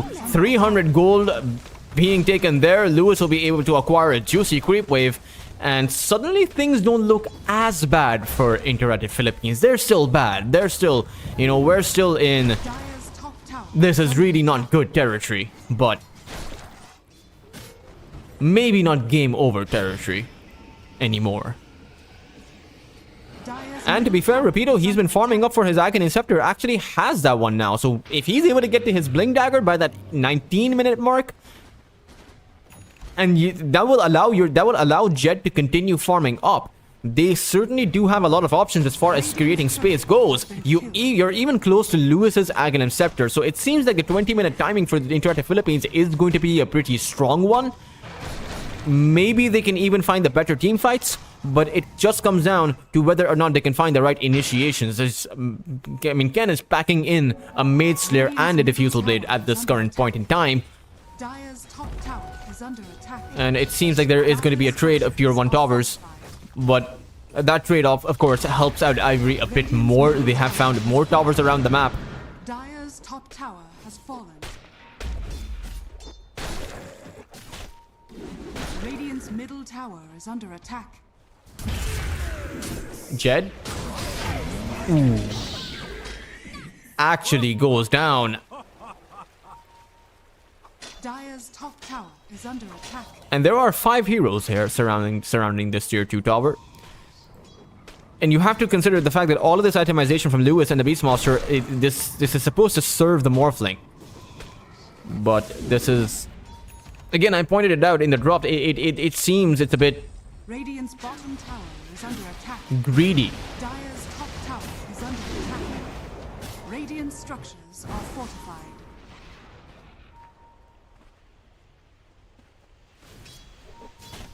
Sand King comes on over.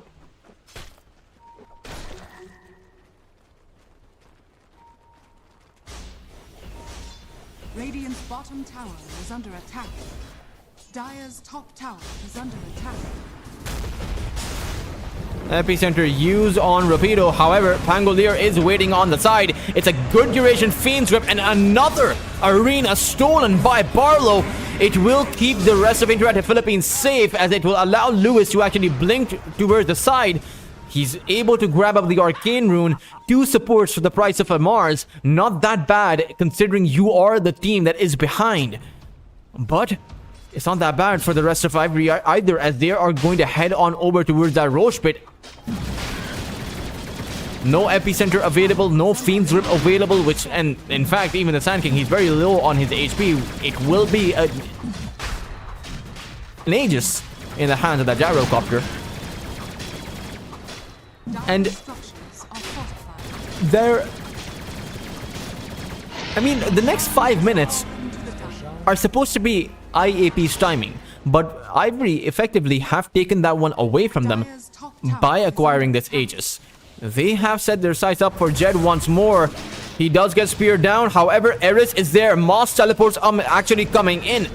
Interactive Philippines may decide to actually fight this, but Ken, he has the Aegis. He might not be the ideal target here. There's a roar that gets sent out as Drake gets caught out towards the side, and now maybe a 2-man barrel strike comes out by Lewis. Spear, the one stolen by Barlow, flying from the side, actually pushes Ken back. He is trying to make his way out, but the Drums of Slum may be able to overtake him. It's actually the Mars. Rapido in danger. Another Rolling Thunder comes out as Rapido falls to that Sandstorm. Jed trying to morph up into his strength. It's a great fight for Interactive Philippines so far, and they've caught the Gyrocopter. However, he is able to fight and turn things around, able to take out Weave, but the Epicenter is going to come in for the cleanup. Lewis with a triple kill. Age is being picked up as well. And the Morphling, he's been alive for this entire time. Jed has gotten way too much done in the team fight. Drake comes in having respawned. Will be able to take out that Morphling. Lewis should just be able to get back. But again, it's... I believe that was 2 Rolling Thunders used in that entire team fight. Or at the start of the fight when they went in for the Morphling, but... Man, oh man, was that shaky.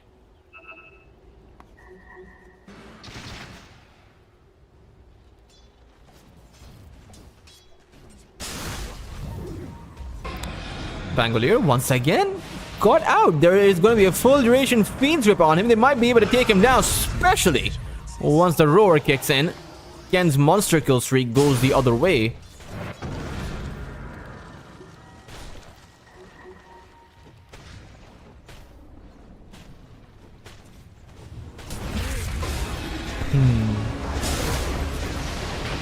Oh. Barrow Strike gets used. Barlow. He is gonna fall. Not that bad, considering that the 5,000 to 6,000 net worth disadvantage that IAP held, or rather, had against them, is now just a 1,000 net worth disadvantage. But the real problem is, your Morphling is so far behind compared to the Gyrocopter that this is essentially a 2-man show from IAP. It's the Sand King as well as the Beast Monster who are holding things together, but for how long can they actually do that if your carry doesn't have the kind of farm you need him to have?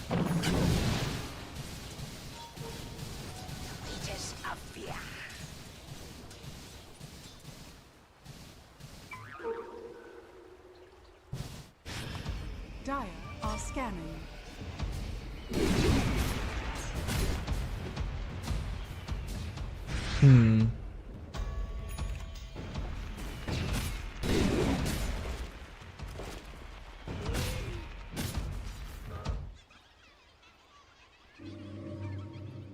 Radiant are scanning.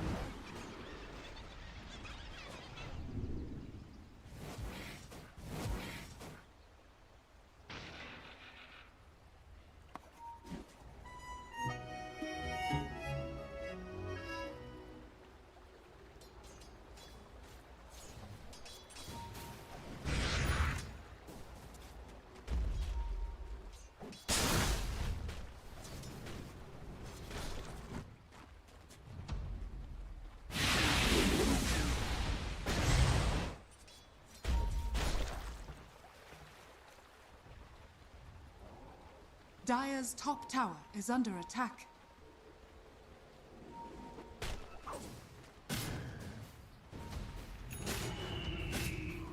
Sand King on almost has the BKB.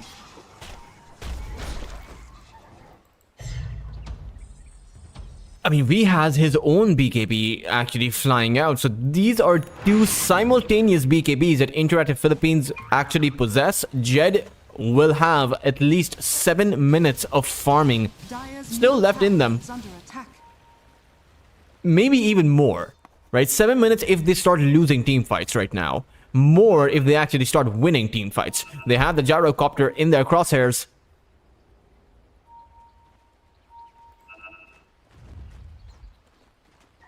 Dire are scanning.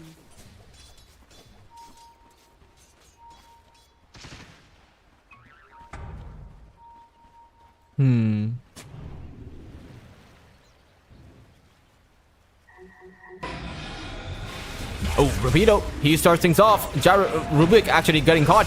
But there's that epicenter once more. He catches the 3! Ivory! They are gonna lose their gyro right off the bat. And even Rapido gets caught in by the Fiend's Grip. They will lose all 3 of their cores if Ken doesn't actually disengage. Arena was used at the edge of Rapido's life, so he is going to make sure that Ken stays alive, but the same can't be said for the rest of Ivory. Interactive Philippines are now the ones with the advantage, and this Morphling who was really far behind isn't that far behind any longer. He is just needs about 2,000 net worth more to catch up. The 30 seconds of the Gyrocopter will provide this Morphling maybe 500 to 600 more net worth. Has fallen. Lewis just coming to show why he was such a valued player at the tier 1 scene. That should help.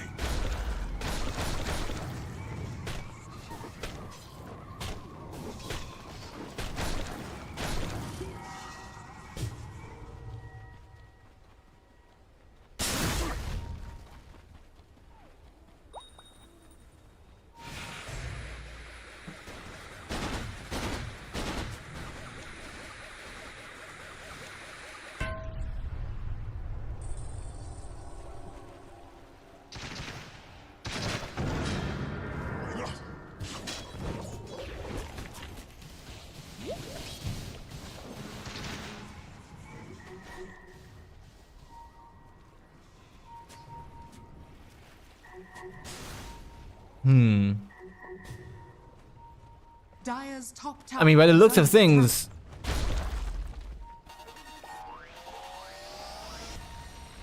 Shiva's guard almost, or rather, attack. is going to be Dire's built top up tower by is under attack. the Sand King.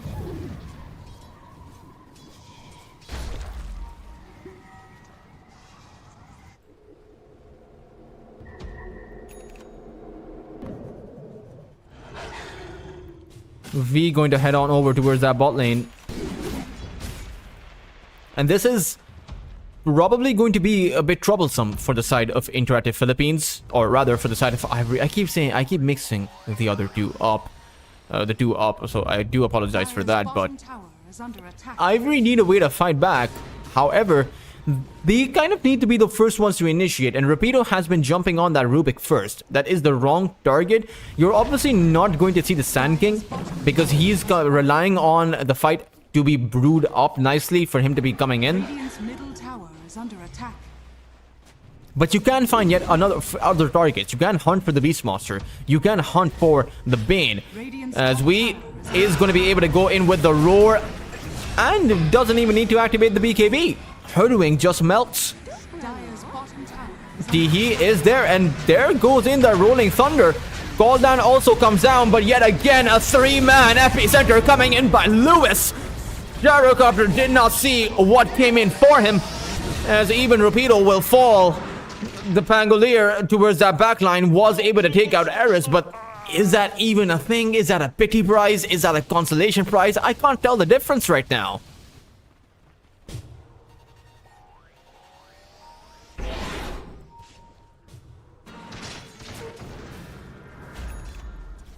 Dire's middle tower is under attack. Oh, mate.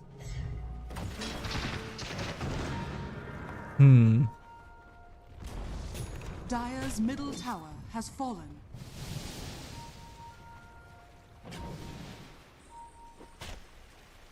Dire's middle tower is under attack.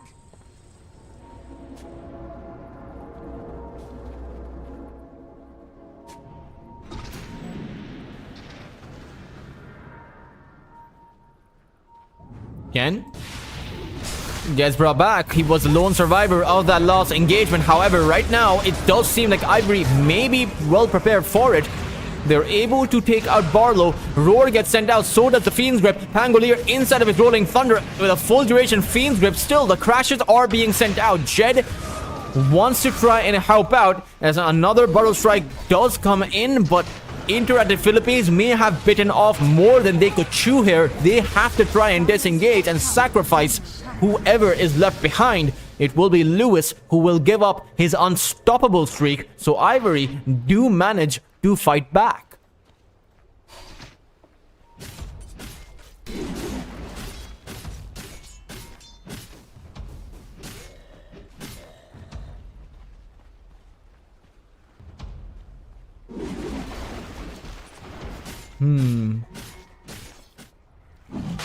Yet another Roshan being attempted here. Lewis being down for about 50 seconds means that Ivory are probably going to be able to acquire this Aegis. There should not be too much pushback, if any. And so the banner, the Aegis, will be in the hands of the Gyrocopter this time around.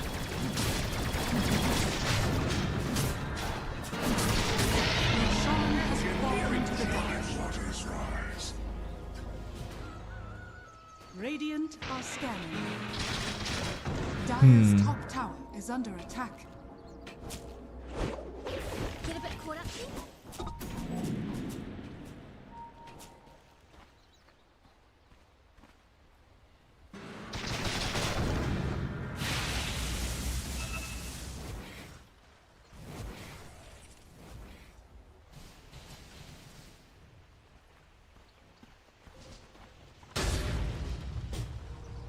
Gotcha.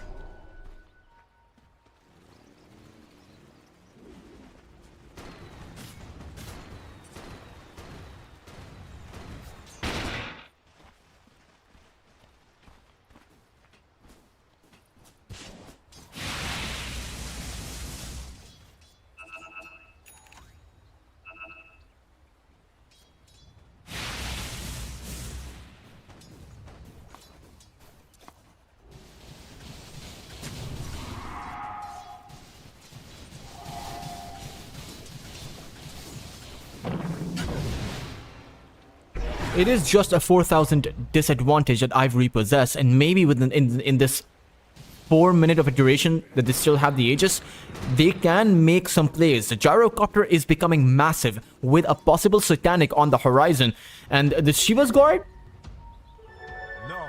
doesn't actually counter out healing anymore. It doesn't do anything as far as to provide the anti-healing effects, which, to be fair, against the Satanic can't be countered out regardless of what you buy against it. The Vessel, all of these items don't do much to the Satanic, which provides you just an absurd amount of lifesteal. 175% is too much to try and counter out. But what the Shiva's Guard does provide you is the reduction of the attack speed by around 45. And quite a bit of armor. Of course, just to yourself. 17 armor is actually quite a lot. 71% physical resist when using the Gyrocopter, who does about 300 damage, is only going to be dealing about 90 damage per strike on the Sand King. So not the tankiest hero to go for. Morphling though has the butterfly and there is no MKB. Jed wants to get to his BKB before he attempts a fight right now and will be able to acquire it. Radiant's middle tower Actually brings it forward in the courier, so it seems... Oh, Lewis, he doesn't want to wait. He's going to instantly start the fight off. There's a roar on the Pangolier. He's fallen before the Rolling Thunder can even come out. It is Teehee also who is going to be the target. Ivory are going to disengage with the remnants of their team. As Teehee goes down. Big wins for Interactive Philippines each and every single time Lewis decides to go in. It has just been absolutely phenomenal. A masterclass on the Sand King and probably the MVP of this game, if I'm being honest. 8-2-12. 90% kill participation from the Sand King.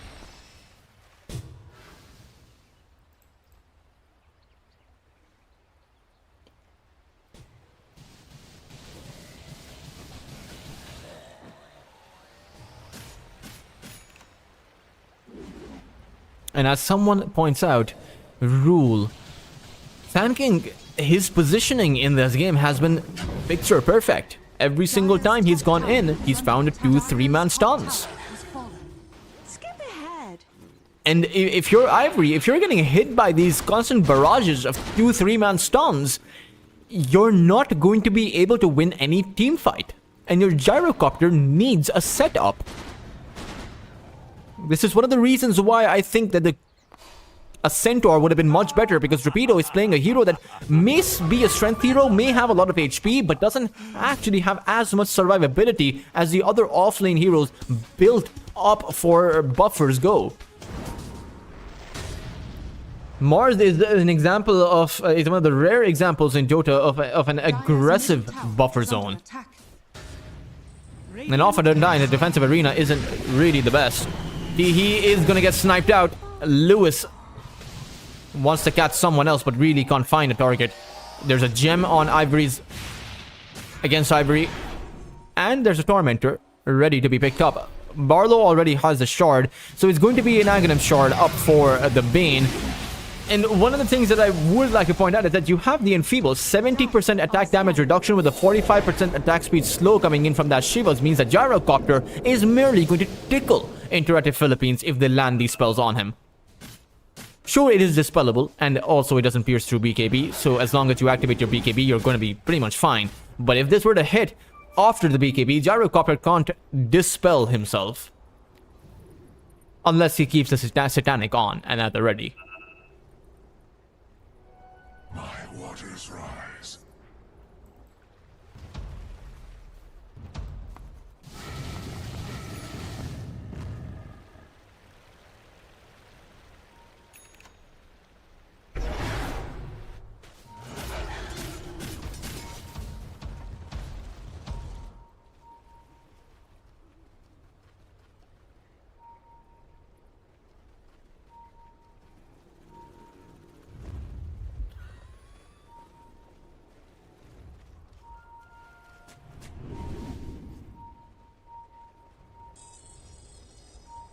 Running in.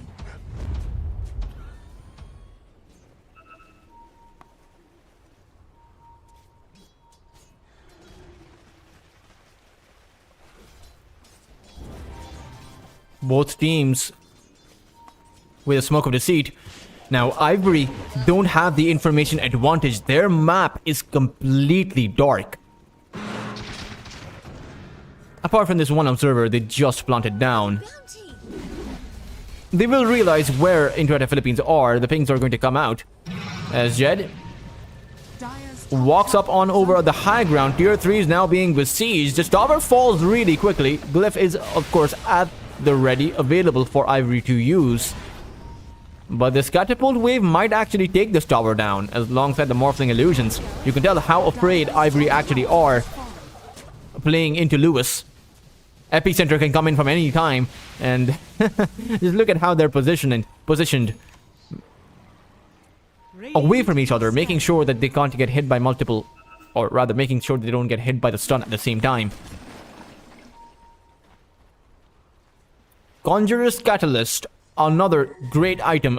For heroes like the Storm Spirit, for heroes like the Sand King, this item, I mean, it just naturally pairs up with... Oh, I'll have to hold that thought. It's a Beastmaster, actually, the first one of contact. This could be the perfect fight for Team Ivory. They are able to take out Wheel. Lewis hasn't been able to do anything with his Epicenter so far. He has the Refresher. Is going to be able to use it. Fiends with a full duration one on the Gyrocopter. Jed, he's going to go all in, and the Gyrocopter has to get back.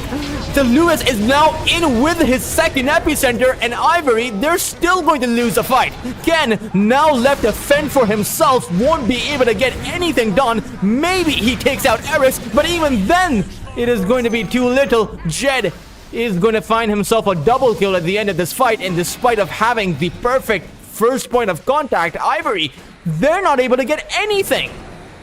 Rapido has a homing missile flying towards him, and even though he has a Lotus, that missile still targets him. And with Barlow nearby, that is all 3 cores of Ivory being picked up. And this game is pretty much done and dusted. I mean, Gyrocopter has no buyback. Neither does the Pangolier. In fact, Dire's middle none of them have a buyback, apart from the heroes that Dire's perhaps don't really matter.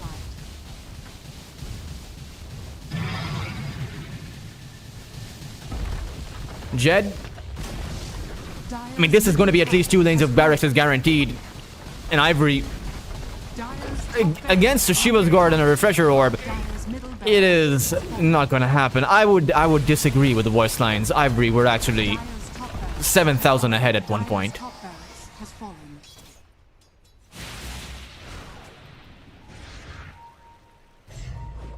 Roshan is also up, so the fact that Jed has a Daedalus, this Roshan will fall very easily. There's the Drums of Slum as also available from the Beastmaster. And Ivory were the ones who acquired both Roshans. This will be the 3rd Roshan which will pack in that Refresher Orb for that 3rd, or rather 2nd Roar, or maybe even a 2nd Fiend's Grip. And the Cheese for Jed. If he falls too low, he can just essentially convert all of his strength into agility, pop the Cheese, and suddenly he's back up to 100% HP and 100% mana.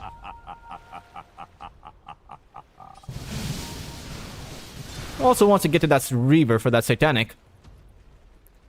And this is the point of no return, right? If you're the gyrocopter has not been able to do anything, like, as far as damage is concerned. He just hasn't been able to stack up because his team hasn't been able to provide him with the kind of setup. The Rolling Thunders have been lackluster since that 25-minute mark. And Skipping grace. even the arenas, they've just been single-man arenas. And when we talk about what the Rubik has been able to do, he's been able to steal arenas consistently away from Ivory. It is going to be the last stand, as the intent from Interactive Philippines is quite clear. The banner has been placed down. Morphling does get speared in, but Interactive Philippines, they want to go all in towards the gyrocopter, take him out before the BKB, and Ivory, they will be able to come back at least with the gyro, but the rest of the team is not going to be so lucky. Everyone is going to expend their buybacks, whoever can, as Ken is on that high ground, but they haven't been able to find anything apart from that Bane. 3 buybacks just to be able to hold on to this game for a few minutes longer. And it seems like Interactive Philippines, they don't have the patience for it. They will just go on without their Bane. Only 2 barracks is required. There is still the glyph available from Ivory, which is going to come out. No banner to contend with, so maybe if they're able to hold this Morphling back, but how do you do that? Rapido doesn't have the refresher. There is no call down. There is no Rolling Thunder, and GG will be called by Ivory. Interactive Philippines, with their new roster, are able to take down one of Southeast Asia's favorites in a clean sweep at the group stage.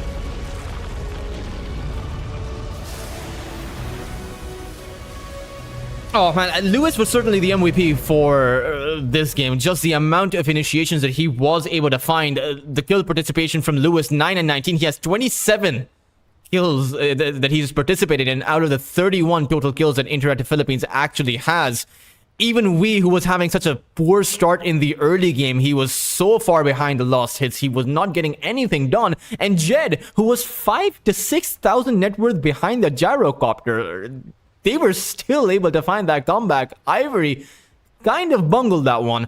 But, of course, guys, that is going to be it for Southeast Asia for today. We still do have the European division of EPL that should be starting in a few hours from now. So if you want to check out more Dota, you can head on over to the other kick stream in I believe, an hour from now. And you can make sure to check out some of the Dota Action app happening there. It is the last day of the group stage there, so you might want to tune on in to find out who is going to be making it into the playoffs and who is going to be saying goodbye. For now, though, it is time to say goodbye for myself. This is Daltrus. I will be signing out, but I hope to see all of you later.